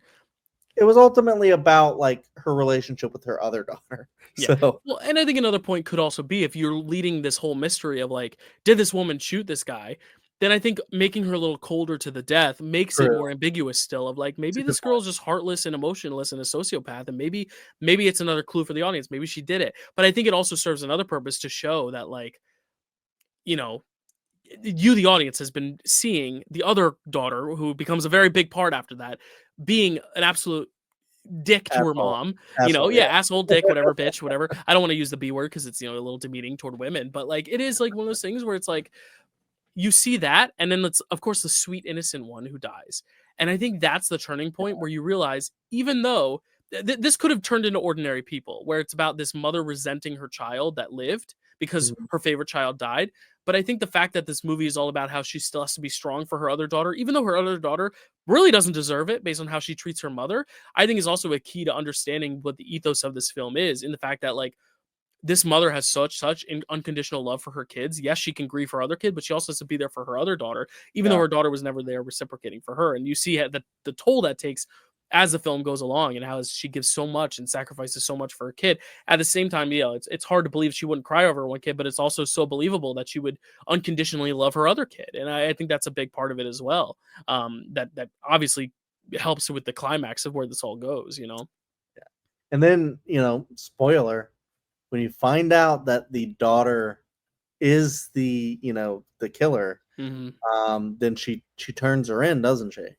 Yes, but it's only after like you confessed it, and like I can't do anything else at this point. But even then, there's that moment of like there's a moment of love there, and I think that's what's so complicated about this film, and why I kind of think it is a masterpiece, is just that breaking of norms of the noir genre. Because you think of like the femme fatale, she's usually a sex symbol, she's usually this damsel in distress, or she's usually got a little edge to her that makes her kind of unapproachable. But I think for this one, you have a character who is so nuanced. Yes, she's a little emotionless in some ways. She doesn't cry for her kid, which is a thing, a choice, but also like, she is a mother. She is a worker. She has a job. She finds a business. She starts a business, and it challenges the men around her. This is very much about a woman defying a lot of expectations of men, which is something you don't see in noir. It's like, like Marilyn Monroe playing this role would break people's minds, because it's just not what women of that time were expected to do in this genre. And I know Marilyn Monroe works more in comedy than noir, but it's a similar idea of like,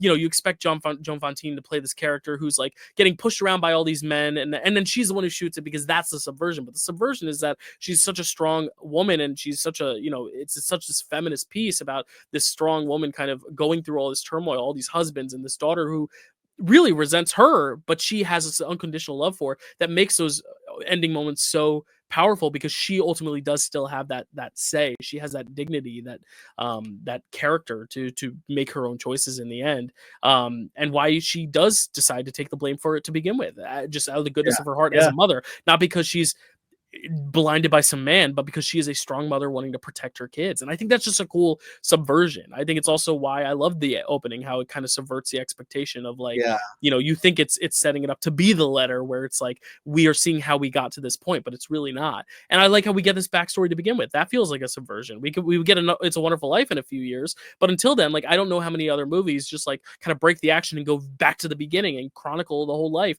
to then get back to that resuming point. Like I just think that it's doing so much that just breaks the norm of what you would expect a noir to be. And every time I thought it was going to go a certain way, it zagged the other way. It zigged and it zagged. Like I really liked that element of it, but specifically in just the agency and the defying of the femme fatale archetype, if that makes sense.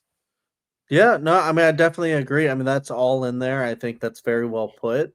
It makes me like the movie more, just like hearing you talk about it, because like, when you see it and you're trying to like put all the thoughts you have about it like in there, and like kind of like a thematic, way where you're like, all right, like what how does this movie work and why do I like it?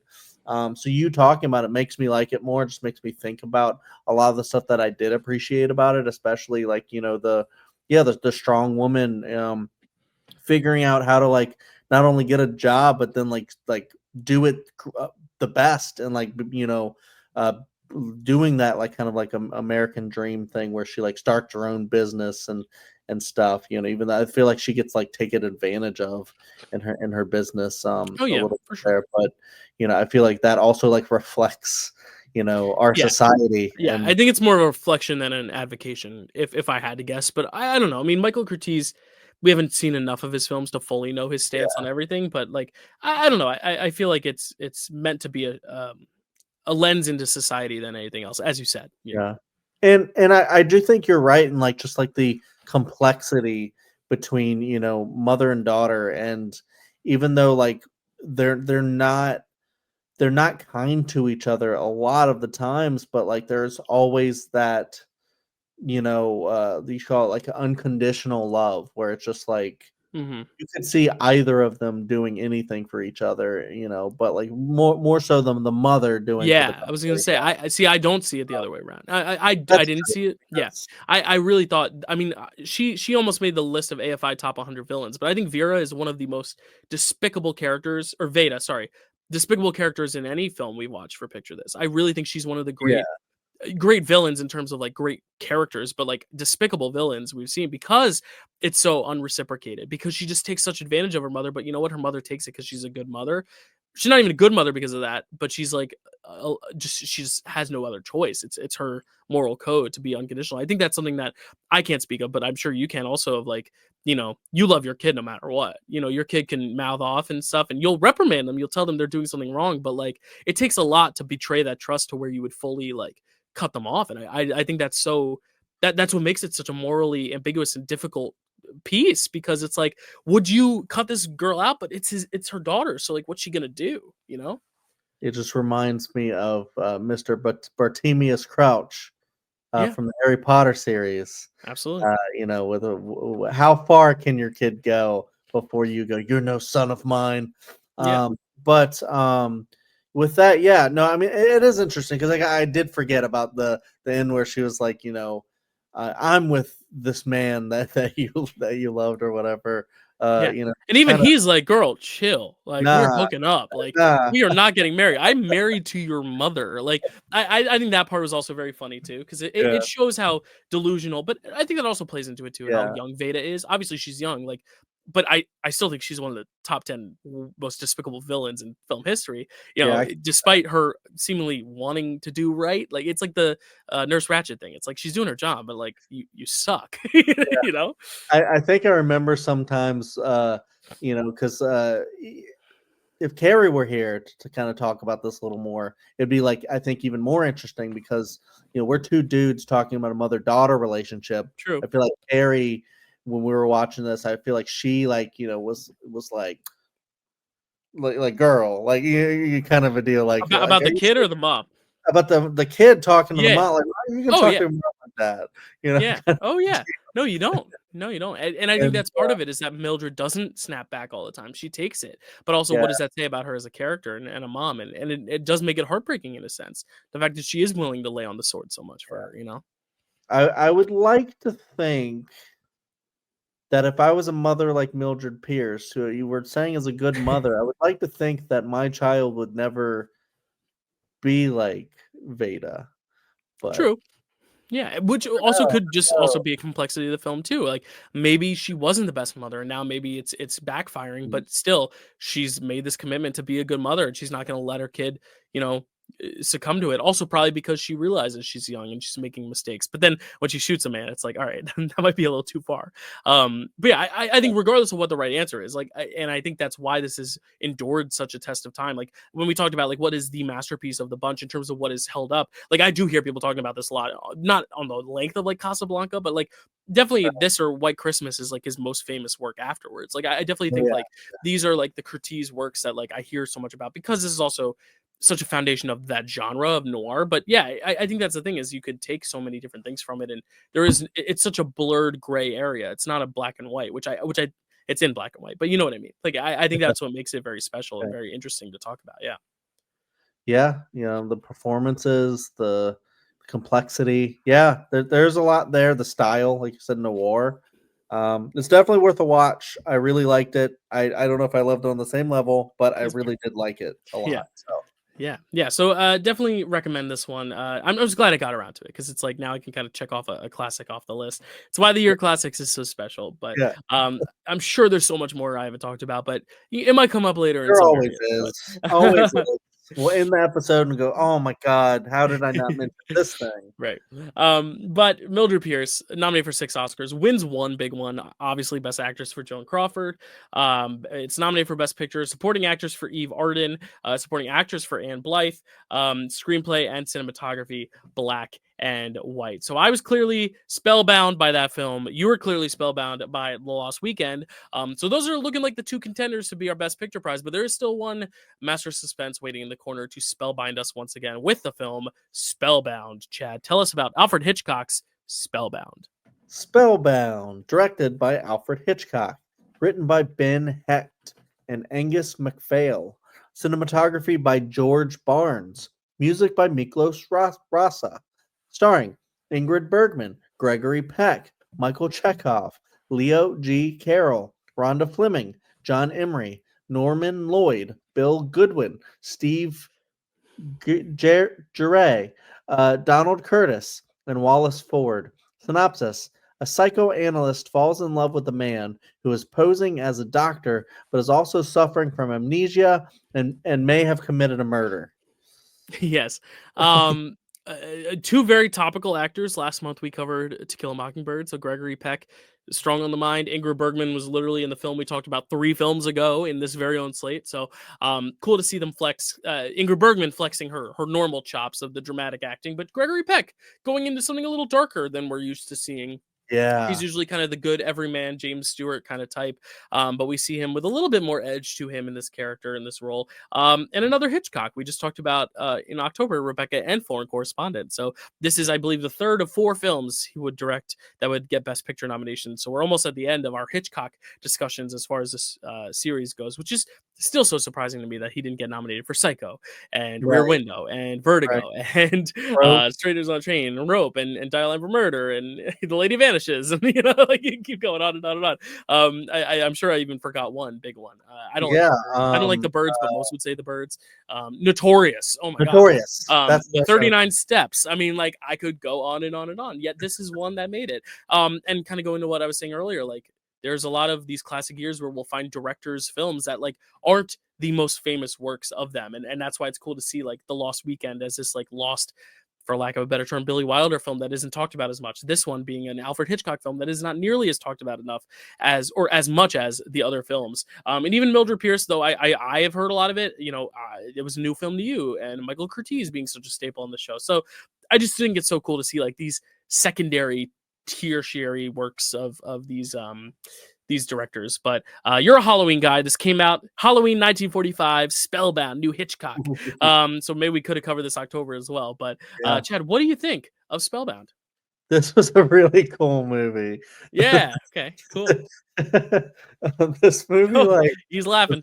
This movie was crazy. Like, it's just like I really like the concept of the, you know, it's kind of a normal kind of thing where, you know, psychologist and then you have the doctor come in.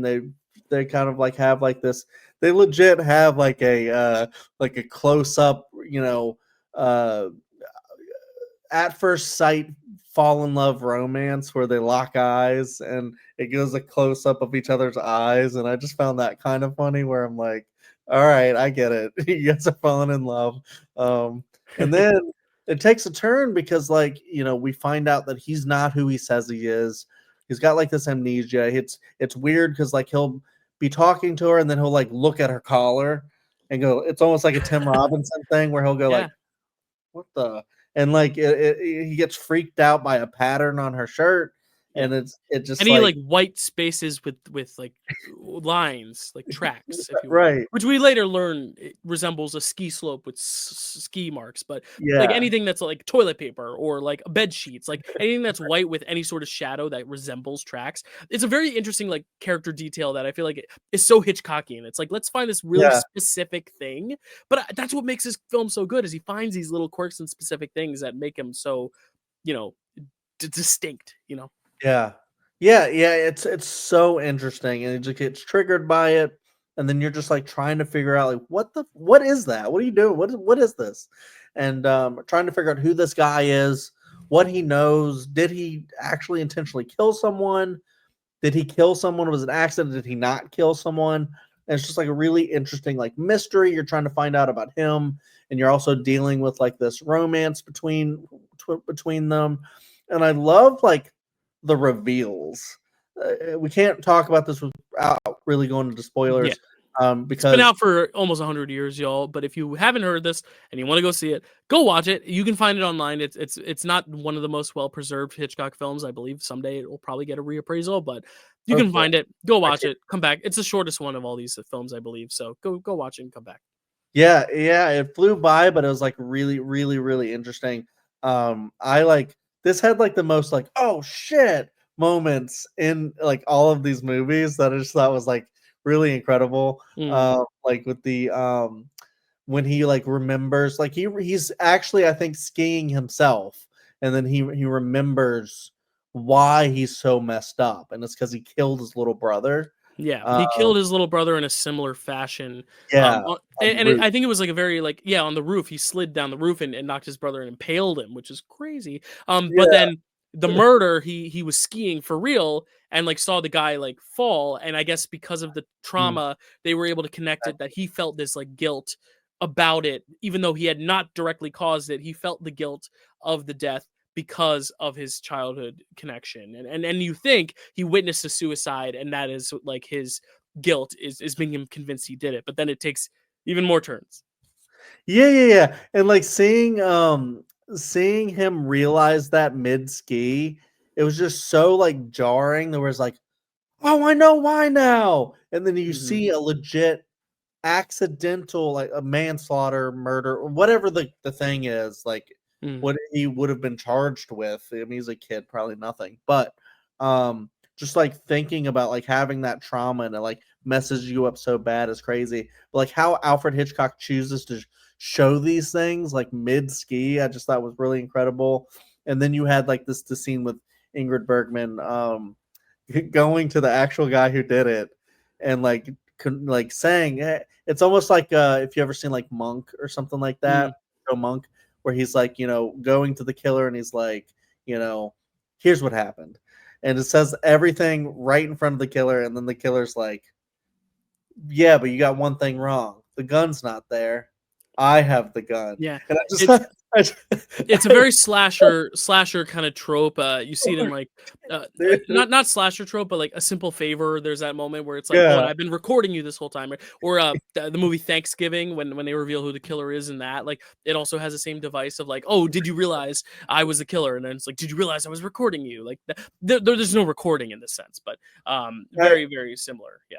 I used to have I have a friend that I used to hang out with so much, and one of the things we used to do is like if we were like facing away from each other, we would turn around to talk to the other one.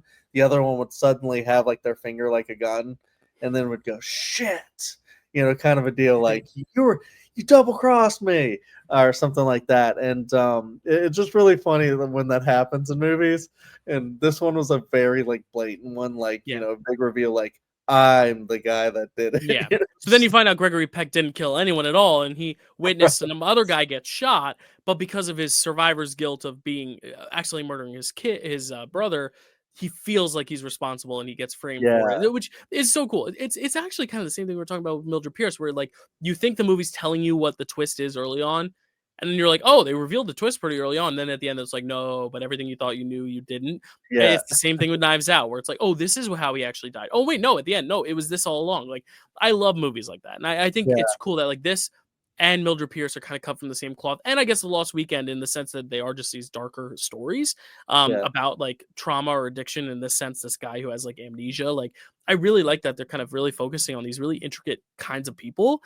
This slate, it's you either have the very fun musical feel goods or you have these like really dark kind of sinister tales. And I just think, yeah, like it's just so interesting how they show all these reveals. And the best part about that final reveal is also that really interesting POV gunshot where the camera is like right following, it's a tracking shot with the gun and the gun's in the lens. Like that is something that is so Hitchcock that so like cool. If any director nowadays did it, everyone would be like, oh, that's so cheeky and campy and silly and stupid. Like, but like you think about it at the time and you're like, because you don't know if it's going to go off, and then I don't want to say it. Oh, but you've already watched the movie if you're made it this far, but the gun kind of turns around to the camera and you're like, oh my God. And like, I just think the reveals are, like you said, so fun, cool.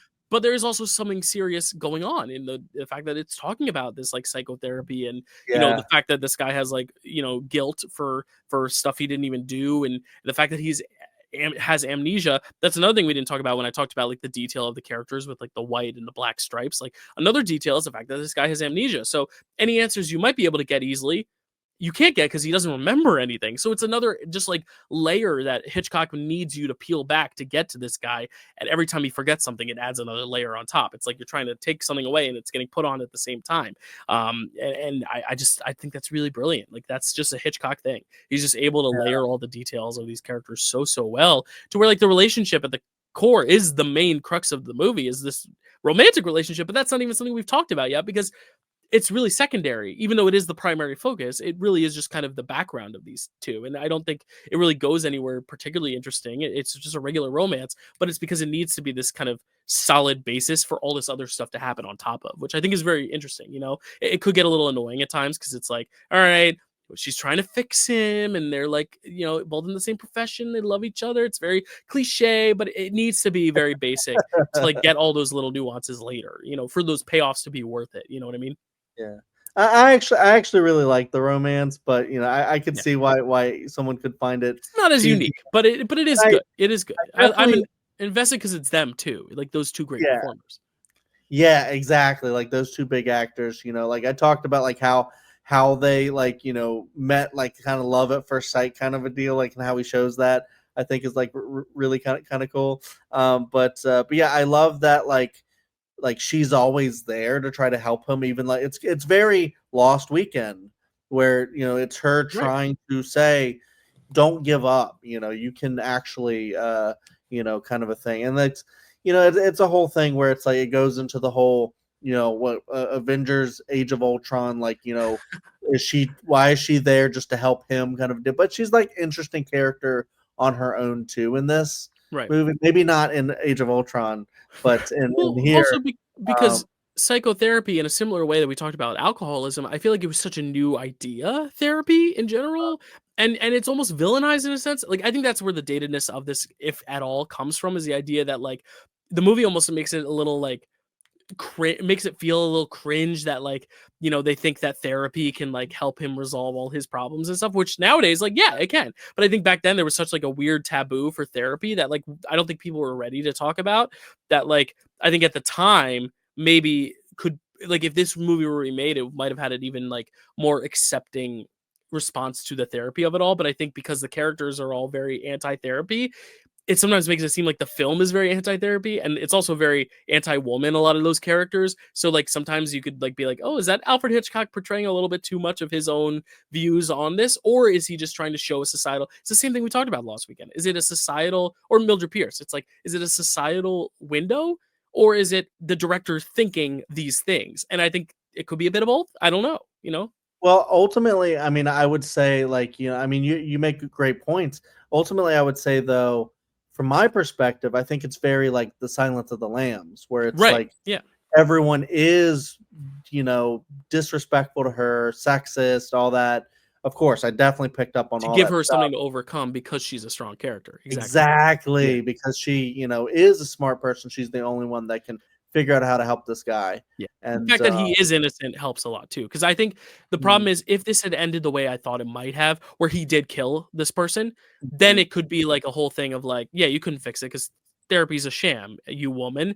But I think because it is justified that like, no, she saw the good in him and she knew she could fix him, or at least get the truth out and make sure that she knew this guy was not a bad guy. I think that's where it's like it's justified that like all this torment from all these men in her life in this field where she's not accepted, where therapy is not accepted, it feels vindicated by the end when you realize she knew what she was talking about. Whereas I think the worser film would have ended it on a way where it's like, yep, that's why you don't trust therapists or women, which I think this film could have easily become that. I think a lot of people might have misinterpreted at the time, but I think because of the ending, it really helps show exactly what you said. It's the Clarice of it all. It's the woman in a man's world and how she overcomes that. And like we've talked about it before, Woody Allen, Roman Polanski, they've all made great movies about feminist women icons. Like Annie Hall, great feminist character. Tess, great feminist character. Rosemary's Baby, she goes through a lot, but it's like a great central female character. Like these monster people make movies about women that are somehow more profound sometimes than if a woman had directed itself. Maybe, I don't know. Like I think that's just what nuance of Hollywood and history is, you know. And Hitchcock, we know all the history, but it's like he clearly understood something about the human experience that was deep and nuanced and very layered. So it's like you can give and take, you know. Yeah. Yeah, no, I mean, I definitely hear what you're saying. I agree with all of that. The one other thing that I did want to mention, though, Hmm. yeah, I had so much fun with this movie, and Yeah. Oh, there's including another big part we have to mention, but yeah, go ahead. I'm trying to remember what you're Well, you thinking go of, first because you might be thinking of the same thing. Yeah. but it is, yeah, it's a lot of the dream sequences, the stuff Yeah. that, Yep. okay, That's what we're the going to talk stuff about. that when they're trying to psychoanalyze him and they're diving into his psyche and trying to figure out, and you see dream sequences, you see like all these different weird things that are happening, and how it's shot is just so Hmm. incredible. It's interesting, and then you see like the symbolism that's portrayed in these dreams and how it reflects to like what actually happened in real life. Yeah, the dream sequence is hands down amongst all 5 films. The Jerry the Mouse sequence is so good. My second favorite scene of all 5 films. Like it is so good, Nice. and I read about it because they had Salvador Dali, like the famous artist, come in Oh and yeah. make that sequence. So it's not Hitchcock's sequence. It's Salvador Dali. They basically commissioned him. So that was a studio thing. Whoa. There was a little bit of pushback I heard between Hitchcock because this was also one of Hitchcock's American efforts. Because as we talked about with Rebecca and Foreign Correspondent, he came to America, basically came across the pond in 1940, and like this was him in the studio system in America. And I think the producers wanted Salvador Dali to do this like really interesting like dreamscape. There was 20 minutes of dream footage and they only left a minute and a half in. And I really think it would have been so cool to see what else there was. And Yeah. that part of the film is supposedly lost forever, and it's so sad. There's like Oh, pictures of it that still exist, but because it's 1945, I mean, this film itself is not very well preserved. You can find it, but you can't find it really on any streaming. There are DVDs out there, but there's no Blu-ray. Like, I think it's one of those things where I'm like, oh man, I wish that footage existed because yeah. how cool would that have been? Because it's Salvador Dali, one of the greatest artists of all time, like the melted clocks and shit. Like that is all from his wacky, whimsical mind.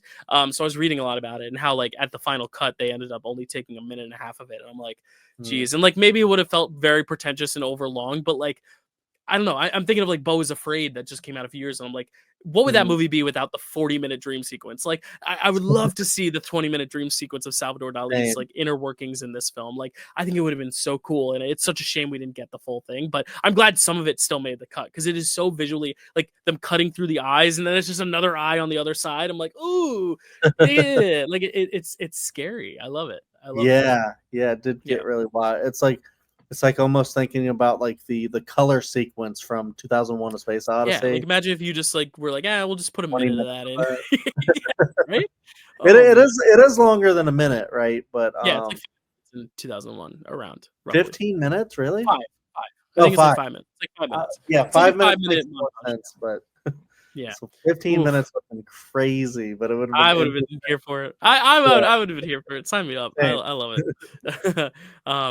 Yeah, that dream sequence is so good. Just So so cool. good. Yeah, this is a really really fun movie. I think, in my Mhm. opinion, if you're in if you want to watch something that's just really cool and like has a lot of like oh shit kind of moments, like we're talking about like Knives Out, like oh whoa. Yeah. And So it sucks because I'm about to read like what it was nominated for. Neither of the 2 leads got nominated, but then I mm, realized it's because I don't think they double nominated a lot, and they were both nominated for other roles. So Ingrid Bergman was obviously up for Bells of St. Mary's and not this. uh, And then Gregory Peck was up for The Keys of the Kingdom, which is a Joseph Mankiewicz produced film, not this. So I think it was one of those things where they didn't want to double nominate them, so they just gave them each a nomination in another film. I mean, we talked about Casablanca. Ingrid Bergman was not nominated for Casablanca. She was nominated yeah, for Whom the Bell Tolls because they had to pick one, and it's so like they weird. picked the wrong. But Right. I'd be curious because we'll talk about our actors in a second. If maybe they chose the wrong ones for these guys because I think they're so good. But 'Cause sometimes um, they do that. It's like when they didn't choose we don't talk about Bruno. It's like what? yeah, yeah. Well, that was Lynn himself. He was like, I'm submitting this one, so I don't know. Oh, interesting. Yeah, or you know what? He might have submitted both, and the Academy was I don't know, but he was definitely pushing one.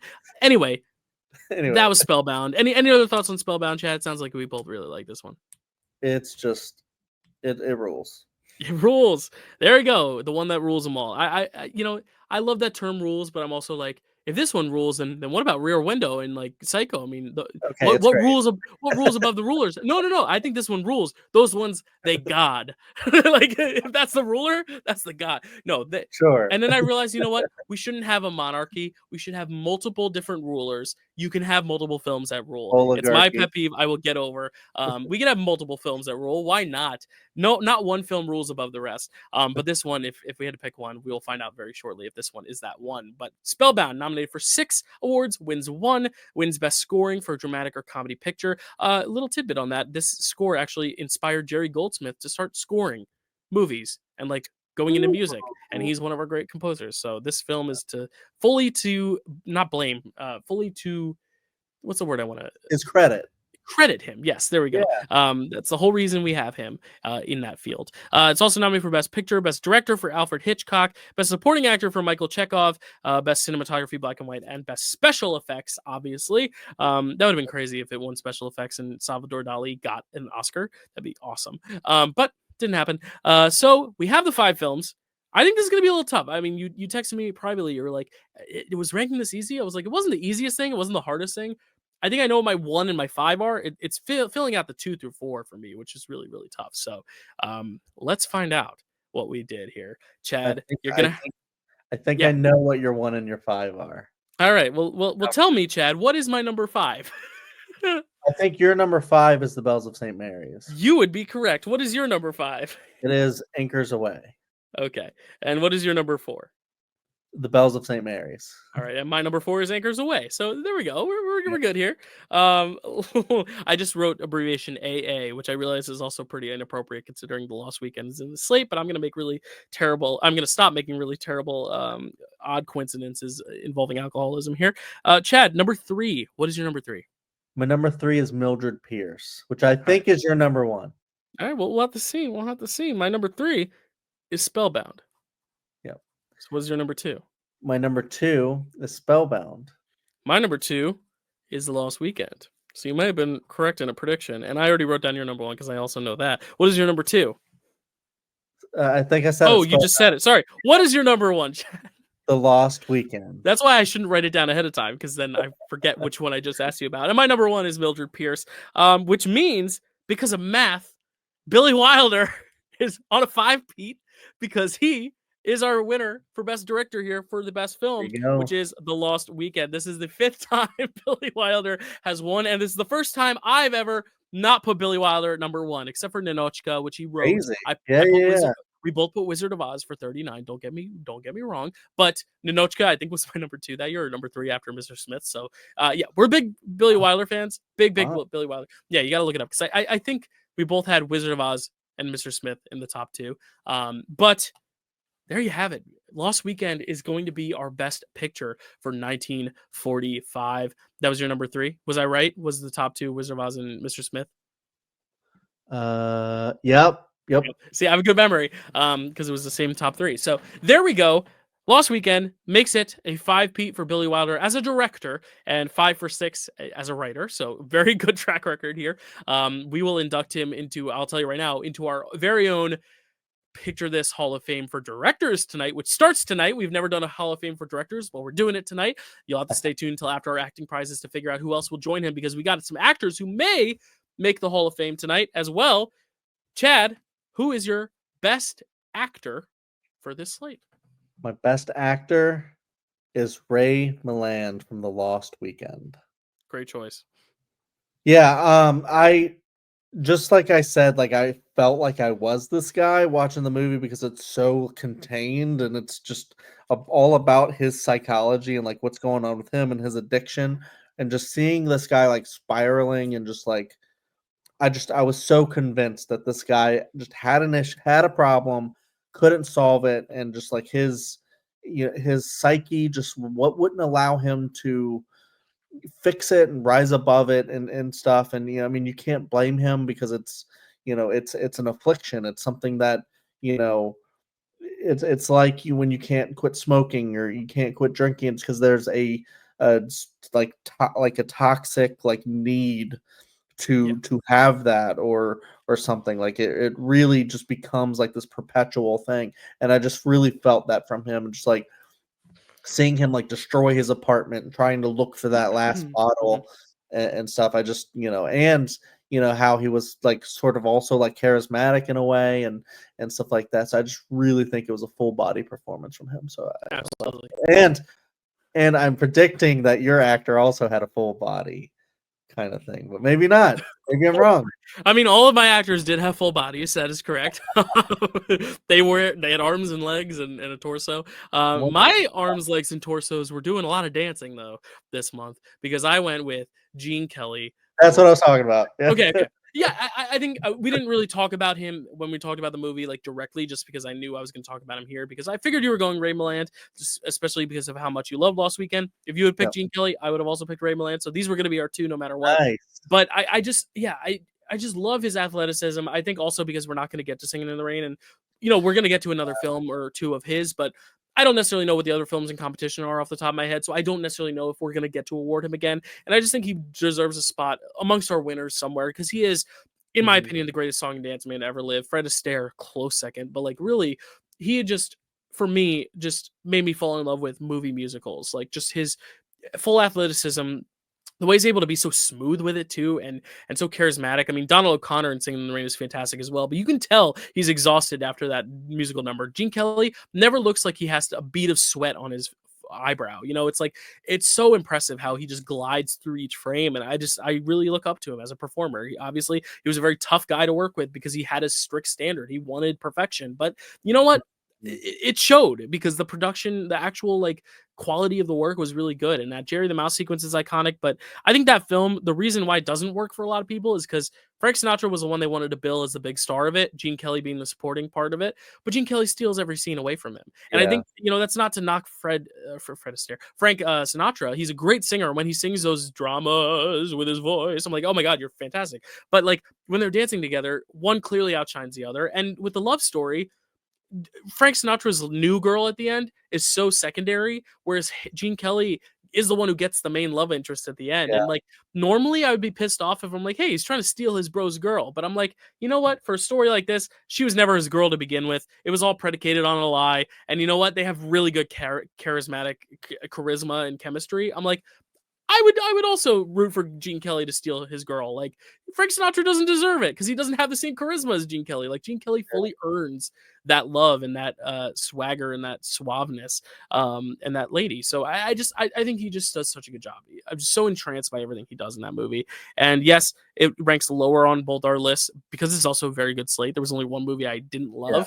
I still think he is without a doubt one of my favorite highlights of the slate. So Gene Kelly. There's my piece. he lit up the screen for sure. Yeah. There you go. All right. Best actress. Also should be absolutely no surprise for anyone. It is Joan Crawford for me. This is, I think, our first time watching a Joan Crawford movie for this. I don't remember if it's going to be the last. I feel like there's at least a few more in there, but like, damn, she's so good. I think, the fact that she doesn't go for the predictable beats, like we talked a lot about the crying and stuff. I feel like that almost makes her a more intriguing character, the fact that she is cold in some elements and then she does show emotion in others. Like she cries when she has to turn her kid in, she doesn't cry when her kid dies. Like what does that say about her as a character? But I also think that's what's so interesting about Joan Crawford, also knowing who she is, knowing she had rivalries, knowing she was a diva, knowing she had qualms to settle, but also knowing that she cared so deeply and richly about the craft. It's just so mesmerizing to see. Just she commands that film that is already perfect in my opinion in its paper, on its direction, but that performance just brings it all to life, and I just think it's fantastic. So Joan Crawford from Mildred Pierce is going to be my pick. She was my backup just in case my first pick got picked and it didn't, so I get my first pick, which is Ingrid Bergman from Spellbound. Okay, interesting. Of course, Spellbound. Not that she's not good in Bells of St. Mary's, but I love Spellbound so much. It's my number 2, but it's my spiritual number 1. And just like she in that movie, like she had to play kind of like that Clarice Starling type of role in some ways a little bit, where she's like rising above like everyone who's kind of doubting her. But like I don't know, I just love her in like that like love interest kind of way, like that romance kind of way where she falls in love, but she's also like she is the God, what is his name from Knives Out? The main The Benoit Blanc. Benoit Blanc. She's that where she's trying to figure out solve the case, kind of a deal. She's also like a detective in this a little bit. So yeah, she wears lots of hats and she, makes a lot of discoveries. I love that scene where she does confront the actual killer, and then like he's like I can't let you leave or something like that, and then she's like yeah, but it'd be way worse for you if you kill me, and stuff like Hey, it's almost like she's like checkmate. Yeah. yeah, basically. So, and I mean, a lot of that is the script, but I just feel like, she just, I mean, it's Ingrid Bergman. It's like you said with the Joan Crawford. It's Joan Crawford. And here it's Ingrid Bergman. She's in everything she does. She's just so amazing. She lights up the screen. And Spellbound is maybe not my like favorite performance from her. It probably is Casablanca, or Gaslight actually maybe, but Yeah, this Gaslight's- one I think is definitely up there for sure. Yeah. So there you go. To recap, our best picture is The Lost Weekend. My best actor is Gene Kelly for Anchors Aweigh. Chad's best actor is Ray Milland for The Lost Weekend. My best actress, Joan Crawford for Mildred Pierce. And Chad's best actress is Ingrid Bergman for Spellbound. This is a rare occurrence where 4 out of the 5 films are represented here, which is really cool. Yeah. We have everything except for Bells of St. Mary's, but Ingrid Bergman's in that. So like kind of tangentially included, I guess. But that almost wraps up our year of classics. I do want to put up the banner one more time, but we do something every December where we do have to induct our new class of 2024 Hall of Fame. Because if an actor gets selected twice or more, a lot of actors have been selected more, they get put in our Hall of Fame. We've already gotten a class of 2022 and a class of 2023. This is the 3rd induction we'll be doing. I did have to remedy our last ceremony. There were 2 names I forgot last time we did this. 2 big names that I forgot that I'm going to remedy right now, so they're on the record. I forgot just because I assumed he was already in. Jack Nicholson, I forgot. He hit his second with Chinatown last year, and One Flew Over the Cuckoo's Nest. And Tom Cruise for Top Gun Maverick and Born on the 4th of July hit his second. I, for some reason, did not note that. So that is the revised class of 2023. So I added those 2 to that class just to make sure they're in the record books, in the history books, with all those other 2-timers or more. But now we get to award all our year of classics recipients for the class of 2024. These are all first-time inductees.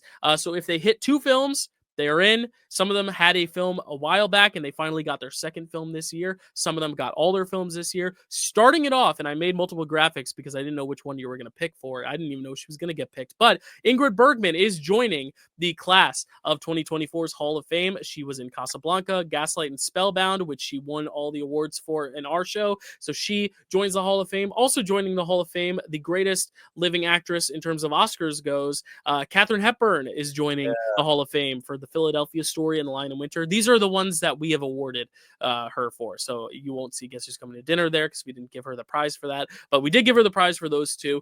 Also, we have another guy joining the class of 2024. It is George Sanders, who we gave an award for All About Eve last year, and now this year he got his second for Rebecca. Joining after quite a while of waiting, Anthony Hopkins is finally in the Hall of Fame. He was in The Silence of the Lambs, and this year he got his second for The Lion in Winter, thanks to Chad. One that just joined the Hall of Fame last month is Shirley Jones, who we gave an award to for Elmer Gantry, and now she joins the Hall of Fame after being selected by me for The Music Man. Also joining another beautiful leading lady, Barbara Streisand, is going to be in the class of 2024 Hall of Fame.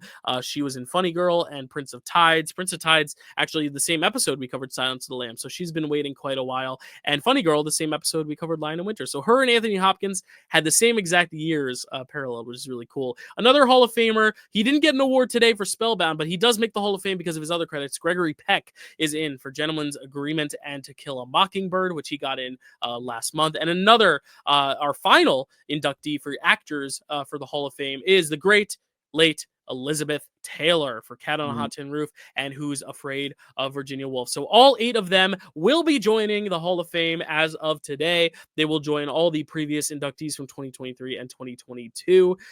Chad, any comments on them before I continue to the next part? Dude, what a list. I mean, just look at that image of like all those people.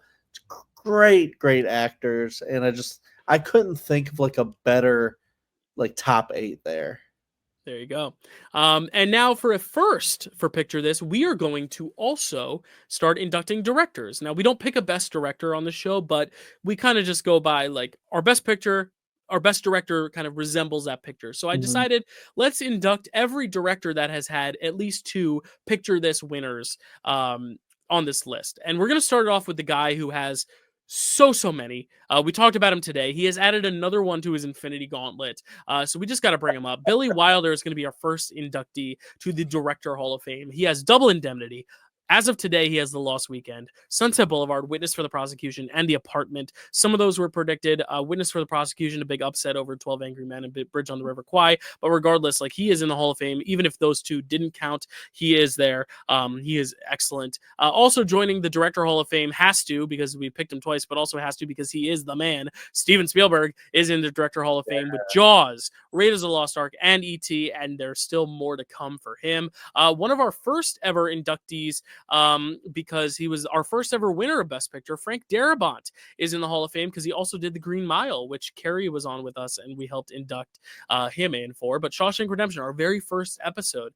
We did a series a little while ago, and 2 of the 3 films from that series won. So Peter Jackson is going to be in the Hall of Fame for Fellowship of the Ring and The Return of the King. He didn't get a three-peat because Chicago stole that second one, rightfully so, from The Two Towers, a movie we both love. So he did not get 3 wins, but he did get 2, which is enough to put him in the Hall of Fame. Also, recently, when we talked about Sidney Poitier, we put Stanley Kramer in the Hall of Fame. He won a while back for Judgment at Nuremberg, and now he's in for the Defiant Ones as well. Also, one who got back-to-back wins is Mike Nichols for Virginia Woolf and The Graduate. Came out in 66 and 67. He was our top prize winner. A more modern director, of course, we have Quentin Tarantino joining the Hall of Fame for Inglourious Bastards and Django Unchained. And lastly, Matt loves him. It's his favorite film of all time. Peter Weir joins for Witness and, of course, Dead Poets Society with 2. So those are the 8 directors who have had 2 or more. Spielberg and Wilder have had more films represented here for Picture This. Chad, any thoughts on this group of gentlemen here joining our Hall of Fame? Some of the greatest directors of all time, of course. Especially like I just like Frank Darabont, where he got in there by giving us some of the best Stephen King adaptations ever. It's just so cool. And then Peter Jackson was just like just sending us into a world of fantasy and just I don't know, just brilliant people. Yeah, and we have a lot of our favorite directors represented too. Like we talked today, Steven Spielberg, Billy Wilder, Tarantino's one of mine, Matt's favorite movies, Peter Weir's movie. So there we go. One last time, the actors who will be inducted and the directors. That is our Picture This Hall of Fame class of 16 people for 2024 as we finally officially wrap up our year of classics. But Chad, there's always more. There's always more around the corner, and I know you all want it, so we're going to keep the show going. And we are going into another themed year, a whole year of themes, including a retrospective, which we're going to tie in to the theme. The only year that might not fit our theme is depending on what happens this year's Oscars. But because of our theme, maybe we're willing into existence that an upset is bound to happen, because our theme for 2025 is the year of the upset. So there we go. Those films in the middle are all films that beat the front runners to win. Some of those front runners are in black and white around the cusp there. I worked hard on that graphic, so I hope you all like that at home. There's our boy Gene Kelly there in the middle. We're going to be talking about all films: Spotlight, Sound of Music, Crash, American in Paris, Rocky, and many, many more. We're going to start the year strong. We're going to end the year strong. But Chad, we are starting our year of classics with perhaps the most controversial upset in the history of the modern Academy Awards. So we figured, why not start off strong with 2005? It's right there in the center of the graphic for a reason. That is the year that Crash upset Brokeback Mountain for Best Picture. And we're here to talk about it with our first-time guest on this show, three-time Frame Rec guest, and just lovely friend of the show, Stacey Morris, will be on to talk about that slate with us. That slate is the aforementioned Brokeback Mountain, Capote, Crash, Good Night and Good Luck, and Steven Spielberg's Munich. So that is going to be our slate for 2005. We're finally getting to a modern year, Chad. How do you feel now that we get to take a break from classics and go into some classics, but a year of upsets where we talk about some of the most shocking Best Picture results of all time? with Picture This, like, I mean, you just like think about this show and just like, this is like our chance to go through every year. And then we see that the Academy does one thing, and then we go, do we do the same thing or do we do something different? Do we award the picture that they awarded and say, yeah, they got it right? Or do we do something completely different and go, no, actually, I think this is the best picture? And so this is going to be interesting because this is many years where a lot of people have said, I don't think that you guys did the right thing. I think you guys messed it up this time, and you should have awarded this other thing. I mean, we've already covered like at least one of them when we did Shakespeare in Love. Right. Yeah. If I had thought of this theme earlier, we probably would have saved 1998 for this one. There's a chance. I feel like there's a few other upsets that we probably could have covered as well. But, you know. Yeah. I mean, it happens so much because so many people have opinions, and there's so many movies, but also like 2005, sometimes you have something that is popular and in a moment, and then later on you might have people go like, well, in retrospect, maybe not. Mhm. And so I'm just very interested, not just 2005, the whole year, to figure out like what happened with a lot of these movies, or maybe do we agree with the Academy in some of these aspects and go, no, actually, I know you guys, like the world at large, thinks that this was an upset, or it was an upset, but thinks that this other thing should have won, but we think this should have won, kind of a deal. Like if we get to a La La Land Moonlight scenario where we try to figure that out. And and I will tell you, interesting years is all I'm saying. I will tell everyone listening, I'm sure everyone's saying Moonlight La La Land, but because it's 2016 and we're a year away from 2026, that will have to wait another year because of our retrospective. But we will kind of, when we get to 2016 for our retrospective, we will treat it as a year of the upset because that was such an iconic upset. That was the one upset that we were like, you know what? We still have to wait another year because we do the retrospective. So you will not see that.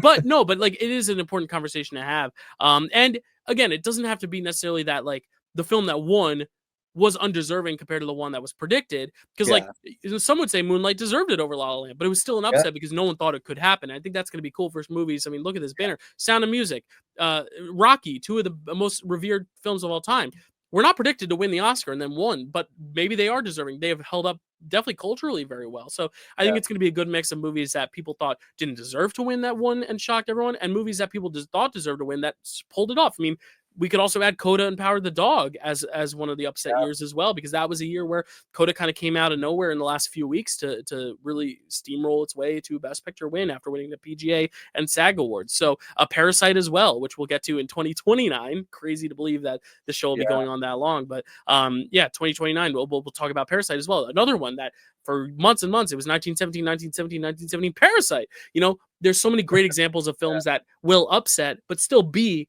great films. It's not that we're upset that they won. It's more so we didn't see it coming. And I think that's going to be a cool mix. And we will end the year. I'll tell you right now. I don't spoil a year 12 months in advance, but I have to tell you what our bookends are. We're starting with 2005, Crash versus Brokeback Mountain, but we are ending with another upset to end all upsets, which was one of the earliest upsets, which is Citizen Kane, the greatest film of all time, losing to How Green Was My Valley. That will be our finale to this series in December. So if you want to stay tuned for that, there will be 11 episodes until then, but we're going to start with 2005 as one of the most controversial upsets, and then Citizen Kane being one of the more notable upsets, even though I haven't seen How Green Is My Valley, so I don't really know if that's considered a huge upset in terms of quality, but still, the fact that it's the greatest film ever made on a lot of lists and it didn't win Best Picture is something to talk about. So that's how we're going to bookend those years. And we will find some great little things to fill in the middle from February to November. But Chad, anything else from you as we say goodbye to this year? Picture This is probably our best year yet. It is our best year yet. We only get better with time. We had so many great guests. I'm not going to list them all out because it's been 11 months of guests, so I don't want to forget anyone, but all the great guests who have been on here to help us, it's been such a joy, and to do it with you, it's been a great just project, and I'm glad we're still going and going strong. Yeah, no, I mean, I'll mirror that sentiment. Thank you so much to all the guests that we've had on this show. Multiple guests who have been on multiple times, some guests who have been on like just once that maybe we hope to get back, at some point on. And thanks to all the fans that in the audience that watches the show. I hope you continue watching. I'm very excited to get into this next year and just dive into a lot of these upsets and try to figure out the Academy. Just always trying to figure out why the Academy thinks the way they do sometimes, and it's always changing as well. And I'm just getting really excited to talk to Stacy, one of my good friends, about a lot of these movies too. That's going to be a really great episode. So stay tuned to that. And also thank you, Dylan, for everything you do. I mean, Dylan does everything with the show, like the editing and putting together all the graphics and stuff, and just thinking about a lot of these ideas. So, just a credit to you and just, thank you, man. Your brain always ticking to figure out the next best thing and how we can make the show even better, in the future. So I'm just really, really excited for this next year. Yeah, man, it's been a pleasure, and we're still going. We're not even halfway done, believe it or not. And yes, because we are as crazy as we are, we know what we're doing when this whole project is over. We already know, and I think that's even crazier. Is that like we have a plan for like 2040 whatever when this show's over. Like we have long-term plans. We're not going anywhere. And we thank you all for being along for the ride. And that actually brings up a great point with all our guests, first time returning. If you want to shoot your shot, if you want to be on the show, DM me. Our socials are down there below. DM me or Chad. We are on the Discord. If you're on the Dill Pickle Movie Network Discord, let me know. Hey, Dill, I like this year.